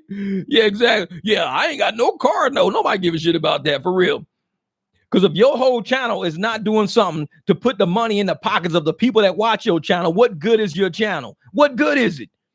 I can get anybody on my channel on any video and be like, how much money you make today in private rides? How much money you make this month in private rides? Go through your book. Guaranteed it will have these haters sick. These haters will be sick. Oh, Eric yesterday made $350. Barely driving, made $350. Barely driving. Barely. These motherfuckers make $350 driving 12 to 13 hour days. Eric ain't even going nowhere. He's driving a handful of people around. I'm just sitting back, kicking. I'm taking it out. Like he's like, yeah, I'm about to take me a nap, get up and do a private ride. It's like, that's how we make money. $350 doing an easy day. When we do hard days, we might make $700-800 doing a hard day. My homegirl Jamie Carey hit her $1,000 day in her big ass truck, $1,000 day in that big ass truck. This is what we do. So my channel is a feeder channel. I feed people. We all feed each other's energy. We feed each other information. We feed each other, this is how you're going to do it, man. I'm going to give you a strategy. I'm going to give you a tactic. These raggedy motherfuckers, exactly, young boy. Private clients is the way to go. These raggedy motherfuckers you see on these videos, oh, man, your channel's not going nowhere. Your views are going down. Your channel say, no, my views are going down because of my political views, because I support Trump. I don't give a fuck. Ask anybody on my channels, they making more money or less. Because me, I'm making more money off YouTube, but all I've ever made, the most I ever made on YouTube in a month was $1,900. And that was 1 month where I had a video that went viral. It was January of last year. January 2023, I made like $1,900 that month. Every month I'm making $1,500 to $1,700, $1,500 to $1,700. Divide that by 30 days. That's only $50 a day. $50 a day, basically. $50 a day. So you think $50 a day is enough for me to sell my soul out to make my channel what I'm not for $50 a day? I make $50 in 1 hour just doing what I do. $50 for 24-hour period? That's $2 an hour. So you got a bunch of $2 an hour motherfuckers on my channel trying to tell me how to run my channel. Yeah, maybe if you just do it like this, then you'll get your views up and you'll get... Bruh, do you even know how much YouTube pays me? They don't pay me enough to shut up. You want to pay me to shut up? Oh, you got a lot you got to pay, because I got a lot of shit I got to say. And I'm going to say it because it's a free country. That flag behind me lets me say whatever the hell I want to say. And I'm going to always say it. Haters all in the comments. Oh, yeah, that's where your views are going down. But my pockets is going up. Everybody on my channel, pockets is going up. Everybody who's out there building a business, pockets is going up. Everybody printing business cards, pockets is going up. And you got raggedy motherfuckers in the comments, your views are going down. Look, okay, the view, what does the views got to do with it? RPM, revenue per milli. I'm explaining y'all how this shit works. I'm setting up, waiting on a private client right now. I'm going to tell you how YouTube works. Revenues per milli. RPM is how much you get paid as a content creator per 1,000 views. You don't get paid per view. You get paid per 1,000. And they go by an average across your whole channel. Because one video might pay you $500 RPM. So I got videos that say $500 RPM. So for every 1,000 views I get $500. That video might only get 16, 17 views a month. Because YouTube's not throwing it into the algorithm, the RPM is too high. They're not going to make a lot of money off that video because they got to pay me $500 per 1,000 because it says RPM $500. Then I got videos on there that are $6 RPM. They're going to promote that one because CPM is what the advertisers pay. So YouTube is just like Uber. YouTube says we're going to find some low RPM videos, the things that are $6, $7, $3. A lot of my RPM, $24, $17, $500. I had a $1,200 RPM. All these different RPM, the higher the RPM, the less likely it is, because that's a very valuable video.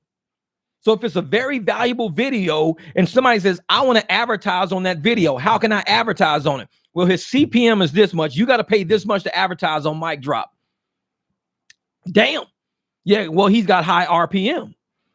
The higher your RPM is, the more expensive of a creator you are. When you have low RPM, when your videos are $2.32 RPM, $3.16 RPM, $4.56 RPM, oh, YouTube will boost you because they can charge other people more than that to get on your, just like Uber. Uber's going to charge a rider $150. And if they can pay you $40 out of that, they're going to send you all the rides they can make. Now, of me, I'm black SUV. Out of that 150, I want 130. Guess what? Then they're going to send me a lot of rides. They're looking for the fucking pigeons. YouTube has pigeons too. So Uber's going to say, we're charging this guy $150. A pigeon will take it for 40. Jeff's going to get it for 140. Who do we go to? Uber and YouTube are a business. YouTube has to make profits. Google has to make profits. RPM on my channel is a very high. Even my average is almost $9 on my videos alone. My average is about $9. On my shorts, it's about 40 to 50 cents per 1,000. 40 to 50 cents is a lot. Because if I'm getting 50 cent RPM on a short, imagine if that short had 1 million views. So you got 1 million divided by 1,000. So you're down to what? 100,000. 100,000. Wait, 10,000. So 10,000 divided in half, 5,000. That's a $5,000 short right there at 50 cents per milli. So you got to understand, when you have a high RPM channel, you're costing YouTube a lot. Just like if you're a high value driver, you're costing Uber and Lyft a lot. We got black SUVs. We cost motherfuckers a lot. So we don't do a lot of rides. But when we do go, we hit. There were people in my videos. There's no way you only got 5,000-6,000 subs and you're making like $1,700 a month. There's no way. They were saying that shit on my videos. Ain't no way you making 1,500, 1,800, 1,600, 17. With that many, man, ain't no way. I have a high RPM channel, which means I don't require a lot of views. The more views my channel gets, the more expensive it gets for YouTube. So what does YouTube do? They look at all the high RPM channels out there and say, we need to find lower RPM channels. Let's pay them. Because advertisers are saying, we will pay you $5 to advertise per 1,000. We'll pay you $5 per 1,000. And YouTube goes, we can pay this person $2.32 per 1,000. So that means we're going to keep $2.78. So we're going to keep $2.78, give them $2.32, or $2.68, give them $2.32, and we're doing better than the actual content creators doing. Uber does the same thing. They keep a higher percentage. But when you look at, like I said, if you don't have YouTube Studio, you don't have analytics, you don't see this shit. I talk to creators all the time. We see exactly whose RPM is high, who's getting the high videos. And like I said, when I go back to StreamYard, because I'll probably do another StreamYard, I'll try to pull up my studio to show you guys what my RPM looks like. Well, I could pull it up in one of these. Let me see if I can pull it up in here. Because a lot of, like I said, and I do this to educate people, because there's a lot of people out there who think, oh, well, your videos, you know, this and that, and blah, blah. And I'm like, bro, you have no idea. You have no idea. Let me open this shit up real quick. See, revenue. Okay. Where's shorts, feeds, ads? Yeah, so on my shorts feeds, my Uber Docs haters is 40 cents RPM. My air ride suspension is 31 cents. And the Docs is 40 cents. It don't have that many views on it, it's 40 cents. The higher my views are, the lower my RPM is. Now we analyze, why is that? It's just like with Uber and Lyft. The more expensive your driver is, the fewer rides you want to give them. Because if you give them too many rides, you're going to end up not getting a bigger cut of the money. Same way with RPM. I'm at, like I said, I wish I could show you this, but it's hard to show. I need to pull up on the screen. 40 cents per 1,000. So for every 1,000, I get 40 cents. I mean, for 2,000, I'm almost at $1. So let's say for every 2,000 views, I get $1. 4,000, $2. And no matter, and it's only for like 60 seconds. So that's 60 seconds of time. 60 seconds of time. If that went viral for 60 seconds, in 60 seconds, 1 minute, I can make probably $200-$300 if this short took off. $200-$300 for 1 minute. A lot of people don't realize how YouTube works. These are 60-second shorts. They're 1 minute. That's it. So if everybody watched it at the same exact minute and it all hit at the same time, I just made $200 in 1 minute. Multiply that times 60 minutes an hour. That's how much you get paid an hour for a short. These shorts they can get crazy. They can get, but you've got to have high views on them. High views. Let me see if I can find, man, where's the videos? Watch page ads. So for how much advertisers pay, the playback base cost for every 1,000 videos, my CPM, my average CPM is $14.04. So it cost them $14.04 on average to advertise on my video. For every 1,000 views, though, every 1,000 views, an advertiser has to pay $14. Now you got to realize there's some people out there, their CPM is like $5. That's it. Advertiser just pays $5 for every 1,000 they do. $5. I'll give you $5 for every 1,000. See, mine is $14, almost 3 times what somebody's average is. Look up the average CPM on YouTube. Look up the average RPM on YouTube. I'll type in there right now. I'm going to look up the average CPM. I'll say YouTube average CPM. The average CPM in the US is around $15.34.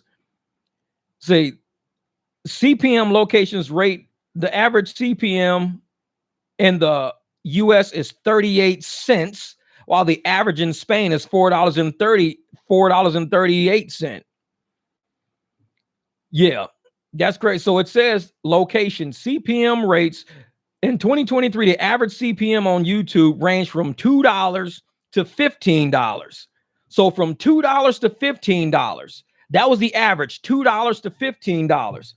I'm at $14. So my channel is at the high end. This is how we analyze it. Like I said, if you don't have YouTube Studio, you don't understand why our views work the way they work. I'm a high end.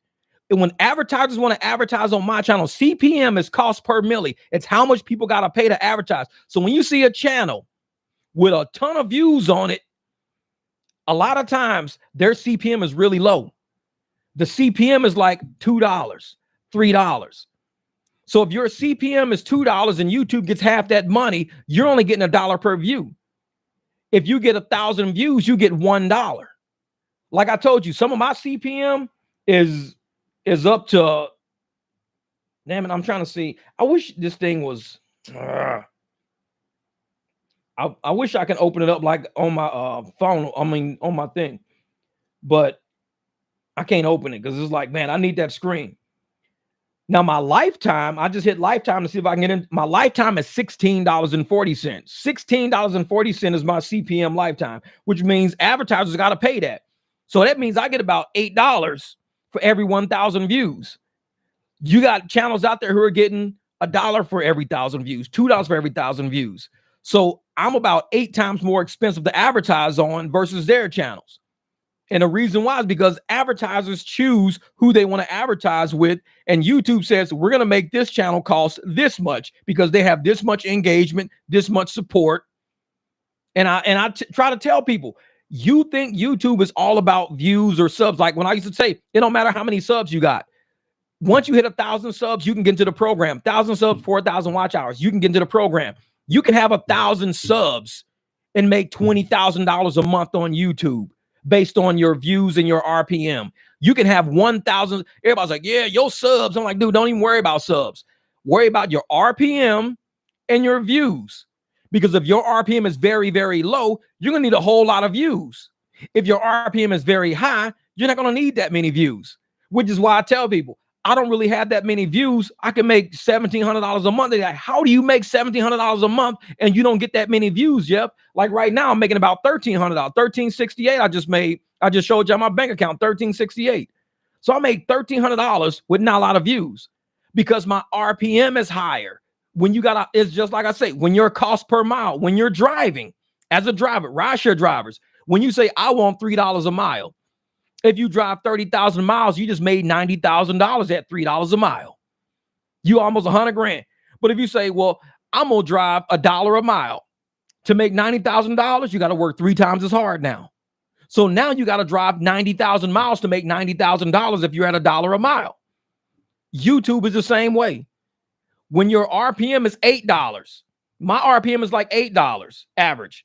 If somebody else's RPM is $2, they got to work 4 times as hard as I do to get the exact same amount of money I get. But the trick is YouTube's going to feed them a lot because they're only getting $2 per 1,000. YouTube's probably charging these people, like I said, CPM is anywhere from $2 to $15. If YouTube is charging these people, charging the advertisers $9 per 1,000, but giving this person $1 per 1,000, YouTube is making $8 per 1,000 on them. Imagine Uber getting $100 from a rider and giving you $10 out of the 100. You'd be pissed. You'd be like, you just charged them $100 and gave me 10. Yeah, but it was for 1 mile. You got $10 a mile. You should be happy with that. But you charge these people $100 if they're willing to pay 100. Why would you give me 10? Because you're getting, $10 a mile. Me, I just like, if you paying them $100, tell you what, man, give me like 50 or 60. I'll do it for half that. So I'm getting 6 times what I'm gonna get from the rider. Plus I'm getting, the rider is paying less. So YouTube, when you get sponsors on YouTube, or when somebody pays me through Cash App or Venmo or through Zelle, YouTube's not getting a cut of that. So YouTube is kind of like doing cash rides on Uber and Lyft. When people hit me up on Zelle, Cash App, Venmo, sponsors say, hey, Jeff, we're going to Zelle you some money this month and just sponsor this video, do 2 videos for us. Cool, no problem. That's a cash ride, basically, because YouTube don't get no part of that. So what YouTube says is we're going to make his RPM high. Therefore, it's going to cost a lot to subscribe to advertise with them, and we don't have to give them a ton of videos. Give it to a cheaper YouTuber. So you could be a cheaper YouTuber, or you could just stand your ground. This is my price. I'm not going to change my content to change my price to go get $2 and $3 per 1,000. Because that means I got to work 4 times as hard to get to where I currently am right now. And if I don't have time to do that, guess what I can do? Go in a driveway. I can make $4,000 in the driveway. So instead of wasting my time trying to say, hey, man, I'm going to hurry up and try to get, an extra $400. No, I just don't waste my time. I go get 4,000. That's how you do it. Instead of 400, I'm going to get 4,000. I'm going to not do as many live streams. I'll go out here and I'll do this. YouTube is a business. They got to run it, but we got to run ours too. A lot of people in the comments, like I said, the people who are talking to me in the comments, look at their fucking channel. 10 subscribers, 1 video, 14 views. They don't even have YouTube fucking Studio. I'm like, why are you talking to me? You don't even have YouTube Studio. You ain't even monetized. Why are you talking to me? You don't do analytics. We got the back end to YouTube. We got the back end. We got the numbers. We see why they're doing it. Just like on Uber. What do we do on Uber and Lyft? We go, what's the back end? How much did the rider pay? Why do we need to know what the rider paid? Because that's the market value. So if the riders are paying $100 a ride and we're getting $10 a ride, we're selling ourselves short. We don't know our worth. Because you're worth $100 a ride, because that's what people are paying $100 a ride, right? They're paying $100 a ride. Do you know your worth? Do you think you're worth $10? If you're worth $10, Uber's going to love you. You're a pigeon. You're a pigeon. Uber loves you. They're going to feed you a ton of rides. Oh, here you go. Here you go. YouTube the same way. If you don't have the back end studio and you don't know what people are paying to be on your videos, you don't know your worth. When you find out on the back end, everybody's paying $14, to be on your videos, but you only getting $1. You like, dude, that's $13 whole dollars that YouTube is taking away from you, giving you $1. And you like, why the fuck am I doing this? I'm wasting my time. That's why we have the back end. Same with Rideshare. If we don't know what riders are paying on Lyft and Uber, how can we make a stand for our value? If we found out every rider was paying $20, but we're getting $40 on the ride, we'd be like, damn, how is Lyft making money? Because people are saying, well, I paid $20 for this ride. Well, I'm getting 40 as a driver. Shit. Yeah, next ride you pick up somebody. I paid $15 for this ride, and you go, damn, well, I'm getting 32. What the fuck is going on? How are you only paying 15 and I'm getting 32? We won't have a problem with it because we say these guys are paying less for these rides than what we're getting. We can't really bitch and complain about it because the miles are right. But if you go on your back end and you go, wait a minute, you're paying $50 for a ride and I'm getting $11. Now you're pissed. That's why I say, if you're not a rideshare driver and you don't see the back end of rideshare and you don't know how to analyze the back end of rideshare, I can't listen to you. A lot of people that don't drive rideshare, they try to give rideshare drivers advice on what to and what not to do when they don't even see the back end of the shit. We see what's going on. Well, if you don't want the ride, don't take the ride. It's not about that. It's about whether or not I want to allow these people to play me the fuck out. That's what it's really about. Do I allow myself to get played like a pigeon? Do I allow that? Same with YouTube. Do you allow yourself to get played out like a pigeon? Why am I going to sit up there and try to do videos to where I'm at the point where I'm making $60, $70 a day, $60, $70 a day? If I'm making, let's say if I'm making $30 a day, that's $900 a month, $60 a day, $1,800 a month. That's what I'm getting anyways, $60 a day. So I'm making $60 per day, $50, $60 over a 30-day period. I could do that shit in 1 hour. So for every 7 hours I work in rideshare or doing private rides, that's basically 7 days of YouTube. So every day I work 7 hours. Every day I work 7 hours and I can make $50 an hour. That's 7 days of YouTube. So if you divide that by 4, if I can work 4 days of my life, 4 days, that's basically 1 month of fucking YouTube. I just covered 30 days in 4 days. You got to have the analytics behind the scene to know. So if I'm saying I'm going to do 4 days of driving, a Friday, Saturday, a Friday, Saturday, I just basically made in 4 days what I'm making a whole month on YouTube. So why am I going to sit around and slave for 30 days, pumping out videos, edit. And YouTube is like, we're not going to raise your RPM. We're going to actually drop your RPM lower and pay you less and pay you less and pay. It's like Uber giving you a ride, but each ride you get paid less per mile. Oh, you were making $3 per mile. Now we're going to pay you $2 per mile because you're doing too many miles. Now we're going to pay you $1 per mile because you're doing too many miles. Now we're going to pay you 76 a mile because you're doing too many miles. YouTube does the same shit. The more videos you put out, the higher your numbers are, the lower your RPM is. Your videos ain't worth shit. You giving away yourself for free. You need the analytics for YouTube to understand, why would Jeff go out in his driveway and make $4 grand working in his driveway when he could just be making videos? Because YouTube don't pay me 2 G's and pay me $4 grand to make videos. They don't pay me $4 grand a month. Like I said, they only pay me $1,500. And that's in 30 days, $1,500 in 30 days. And that's with the videos I'm dropping. So understand how YouTube works before you come to my channel. I'm an accountant. I know how numbers work. My degree is in accounting. I ran corporate for a long time. If you do not know account reconciliation, you do not know how to do analytics, data analytics, sitting there, all these motherfuckers look at your video count. Your subs ain't going up. Man, your videos used to be jumping, man. You used to have a lot of subs, man. Well, when it goes down, like I said, you have other streams of income. When your shit's going down, what do? You do something else. When our YouTube revenue was dropping, everybody started doing other things. What up, Mikey? We started working in the driveway. Now, it would be different if my revenue dropped $300 a month. Let's say my revenue went down $300 a month. But in the driveway, I can only make $50 a month. Then I'm wasting my time in the driveway now, right? Because I'm giving up $300 a month to make $50 a month in my driveway. I just gave up $300 by not making content to make $50.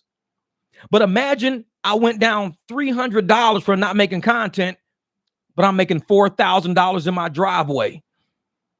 Analytics. This is accounting. It's data analytics. You're an entrepreneur. You're a business person. You do not tell somebody with $4,000 in their hand trying to give you $4,000 and you go, no, I need to go make more videos, man. I got to go make this 300. I got to go make this $300. I'd be like, what? Yeah, I need to go make. That's what these idiots sound like in my comments on these videos. Yeah, I'm gonna make more content. I'm gonna make $300. I gotta go make 300. Bro, I'm trying to give you 4Gs. I don't want that. No, I don't want that. I want to go make the $300. I gotta go out here and make some content. I'm like, these people are idiots. Now I can see if I was only making, $100 in my driveway. I went down 300 and I'm making 100 in my driveway. It's pretty stupid for me to not to make content. I might as well just keep making content. Know your worth. If I'm dropping 300 and I'm only going up a little, know your worth. What up, Thomas? Thank you, brother. My man, thank you for the super chat, brother.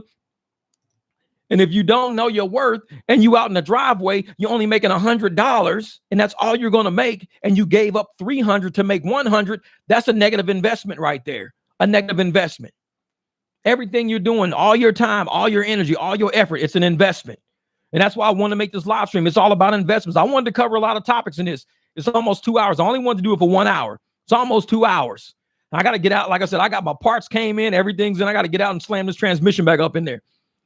But it's like, if you're not out there analyzing your life, data analytics, analyzing your accounting, and you're letting outside people out there sit up and tell, well, you need to be doing more content. Your content's going down. You need to be making more. Do they know what you're doing outside of the content? Do they even know? No, they don't. Because these people are in your comments. These people are on your social media. They don't know how you making fucking money for real. They think they know. They would like to know. They're very inadequate in what they do. So they're saying, well, since I don't know what he's doing, I'm going to say what he's doing. But you don't know what I'm doing because I haven't told you what I'm doing. Now, a lot of people know now because I've just showed you the analytics of my back end stuff. You see how much my RPM is worth. And for every 1,000 views, I get $14 for every 1,000. So how do I get, if I get 10,000, well, wait a minute. I got to get 100,000 views to get $1,400. 100,000 views will give me $1,400 basically is what it'll get. 100,000 views, 1,400 because you got to divide that by 1,000. Or something like that. So once you know your RPM and you know your back-end analytics, then you can plan out your content. You can plan how you want to do it. You can plan, and me, because I can see which of my videos have higher RPMs. A lot of my repair videos have very high RPMs because YouTube is a business. Once again, rideshare videos don't have very high RPMs. A lot of them don't because people want to advertise. And usually YouTube wants to make sales. So you got to sell products on your videos. If you're not selling products, you're not making affiliate income. I don't do anything with affiliate revenue. I really don't. I could, but normally I'll put a product or two, but nobody buys that shit. So YouTube has to make all their money from advertisers. But if you guys aren't watching the video, watching the ads and clicking on the ads and buying from the ads, then YouTube's not going to put those type of ads on there. They're going to put it on financial channels. They're going to put it on concrete farming channels. Like, let's say somebody owns a farm and you put a feed store on there and everybody's clicking on it because they want to go buy something for their horses and shit. That means that ad works on that channel. And rideshare, a lot of us don't buy shit. A lot of the haters, especially the haters that be in the comments, they don't super chat. They don't super thanks. They don't cash out. They don't buy shit off of videos. They don't buy shit off of ads. They don't do shit with affiliates. They're dead weight on your channel. They are only around to mentally weigh your channel down. That's it. They don't do shit on your channel except try to fuck with it. That's it. You got to keep that shit going if you're going to be a YouTube creator. Keep it moving. But always go to your analytics. And you will see a lot of people out there. Oh, you got to keep just putting out content. Keep throwing out content. Keep putting out content. And if you stop putting out, they'll have you wasting your fucking time. Because if you pumping out content like that and your RPM is your average RPM is $4 or $5, $6 per 1,000. No, that's not good. Like I said, if the average is up to $15 and $15 been the high end, I'm sitting at $14. So I'm at the upper end of YouTube RPM. I'm at the upper end of the average RPM, not the high just the average RPM. So I'm at the upper end of the average RPM. There's people down there $2. $1.32. There's people down there, $4. And they're like, I'm just going to keep pumping out content. You'd be better off doing whatever you're good at. You'll be better off working at Walmart instead of putting out all the hours you putting in trying to create content. Your ass could be working somewhere making actual money to pay your bills. But everybody wants to go viral for whatever fucking reason. And y'all know me. I've always said I love my channel small because I talk to everybody. Talk to Thomas. We email each other back and forth. I got to give you a call. Come to think of it anyways. I'm going to hit you up when I'm outside, brother. I'll hit you up when I get outside off this live stream because I can talk to you on speakerphone while I'm setting up this transmission. You might hear the air rinse running in the background because I got to fucking airlock this thing on there. But anyways, you probably better off working at a W-2 than trying to go viral on YouTube. Because you're going to put out a video. It's going to get 213 views. It's going to get 490 views. Another one's going to get 617 views. You're probably now over 1,000. You're finally over 1,000 views. If your RPM is $4, you just got $4 for all the time it took you to make 3 videos, to edit 3 videos, to put out 3 videos, to respond to comments on 3 videos. You just got $4 for that shit. And you had to create the video, edit the video, answer all the comments, talk to all the comments, go back and forth on 3 separate videos. 3 separate videos. You finally went over 1,000 views because they all added up. And you got $4 for that shit because your RPM is $4. So for every 3 videos you put out, you're going to get $4. You put out 3, you get $4. You put out 6, you get $8. You put out 9, you're up to $12. Wait a minute. You just made $12 on YouTube after you dropped 9 videos. You had to record those 9 videos, edit those 9 videos, upload those 9 videos, answer all the comments and questions in all 9 videos. And you got $12. I'm telling you, these motherfuckers don't know YouTube. They don't know it. They all think they do. If you're not doing your analytics on the back end, weighing your time, the cost of your time, knowing your worth, like my man Eric say, know your worth. If you telling me 9 videos you dropped, and let's just say it took you an hour to an hour and a half to do from the record to the edit to the upload to answering all the questions on that video. Let's say it took you an hour to an hour and a half. So you did 9 hours of work, 9 hours, because you dropped 9 videos. For $12. What W-2 will pay you $12 to work 9 hours?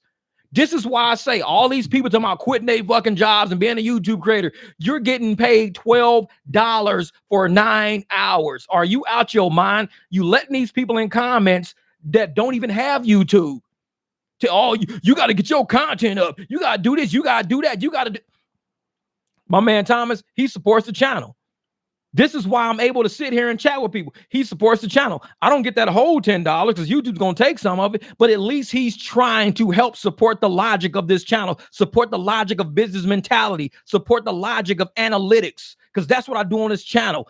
I'm a businessman. You got a lot of haters out there that hate the fact that I'm a businessman, hate the fact that I got a degree, hate the fact that I got a house and cars and dogs. They hate that shit. They're called haters, and they are around to hate on me. That's why they are, and you will see them in the comments. You need to do more content. Your content. Nobody asked you to come around. Nobody fucking asked you to be here. So when I'm here analyzing this shit, anybody out there that want to create a channel, get the reality behind it. Understand what I'm saying. When you understand what CPM is, what RPM is, the fact that you're not going to go viral with every video you drop, it takes a lot of time from creation to editing to uploading to answering all of these comments and questions. And you're telling me you're doing 9 hours of that for $12.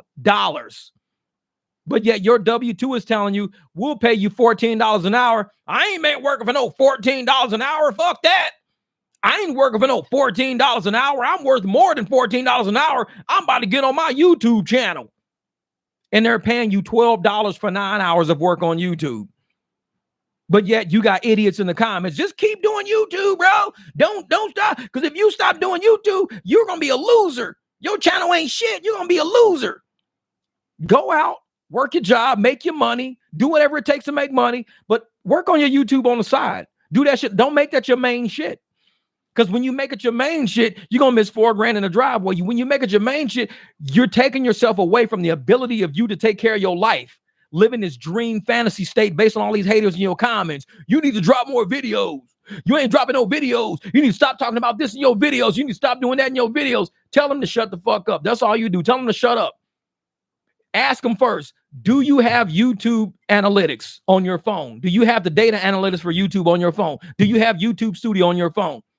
No, exactly, because you got 3 subscribers on your channel, 2 fucking playlists, and 1 video of your kid wiping his ass with the diaper backwards. That's your whole fucking content experience. And you telling me how to run a channel? What I should, man, go put a diaper on your fucking kid. Get off my fucking channel. And yet, they think, oh, Jeff, you just can't take opinions. Oh, I can take opinions. Shit, we all got an opinion. But I'm not going to sit and listen to somebody who got a fucking half-ass raggedy fucking channel without YouTube analytics on their phone telling me how to do it when I'm talking to other YouTube content creators, actual creators. And we're going over the analytics. All of us, all of our analytics are different. All of our channels are handled differently by YouTube, all different by the algorithm. And it's a really good read on what's happening to YouTube. It's a really good read on it because all of us are not rideshare. Some of us are politics. Some of us are mechanics. Some of us are rideshare. We're in all different walks and we all sit and we chat and we talk about it. And we see a common thread with everything. And it's not always politics. It's not always because you're out of your niche. A lot of us have no niche. There's some channels out there that talk about whatever's fucking the wind blows through. 300,000 views. 300,000, they just talking about whatever. 300,000 views. You have to find out what advertisers are looking for. Once you find out what advertisers are looking for, now you're getting there now. Now you're getting there. Because if you're doing shit that advertisers are not looking for, you're not going to do nothing. I could talk politics on my channel all day. But guess what kind of politics I got to talk about? The kind of politics that mass media is pushing. So if I talk about what mainstream media is pushing, I don't got to stay within my niche. Because I'm saying all the buzzwords and all the keywords and all the hashtags of what mass media is pushing. But guess what's happening to mass media right now? Ain't nobody listen to their ass. Everybody in mass media is getting fired right now. CNN, MSNBC, all these channels, ABC, all these news channels, they're all being spun off and sold. And guess what's happening? All these high-paid $20 million stars are losing their jobs and shit. Because they talked about something that none of us talked about. Everybody that was getting all the main views were the people who the public were feeling. You got to have a bead on the public. Once you have a bead on the public and you understand what public is, I drop some shit on my Facebook page. I don't add a lot of people to my Facebook because it's like there's other shit on there. But I sit there and I told people, once you pay attention to common sense and the reason and rationale, you see that mainstream media is misleading people in a lot of ways. Mainstream media is finally saying that they misled people. We misled people. We read it wrong. Yeah, you did read it wrong because we all read common sense and we read the temperature in the room. So we all saw exactly what was happening. So the way my channel goes is based on how I feel and me being real and me keeping it 100. It's not based on a couple of raggedy motherfuckers swinging through my comments. You need to stop talking about that. You need to go do another channel, dog. This ain't the channel for you. Because everybody over here, we make money. We analyze information. We go through truth. That's what we do over here. And if that's not for you, if you're looking for a niche, you're looking for something that I just want to talk about this all day, every day, 24 hours, 365, then this ain't that channel. Because this is Pandora's box over here. You don't know what you're going to get. You can come on a live stream, have no idea what you're going to get. By the time you leave, you're going to be like, I'm about to go make this money. I'm glad I listened to Jeff today. I know exactly what I need to do. I'm going to go make this money. This is what we're going to do today.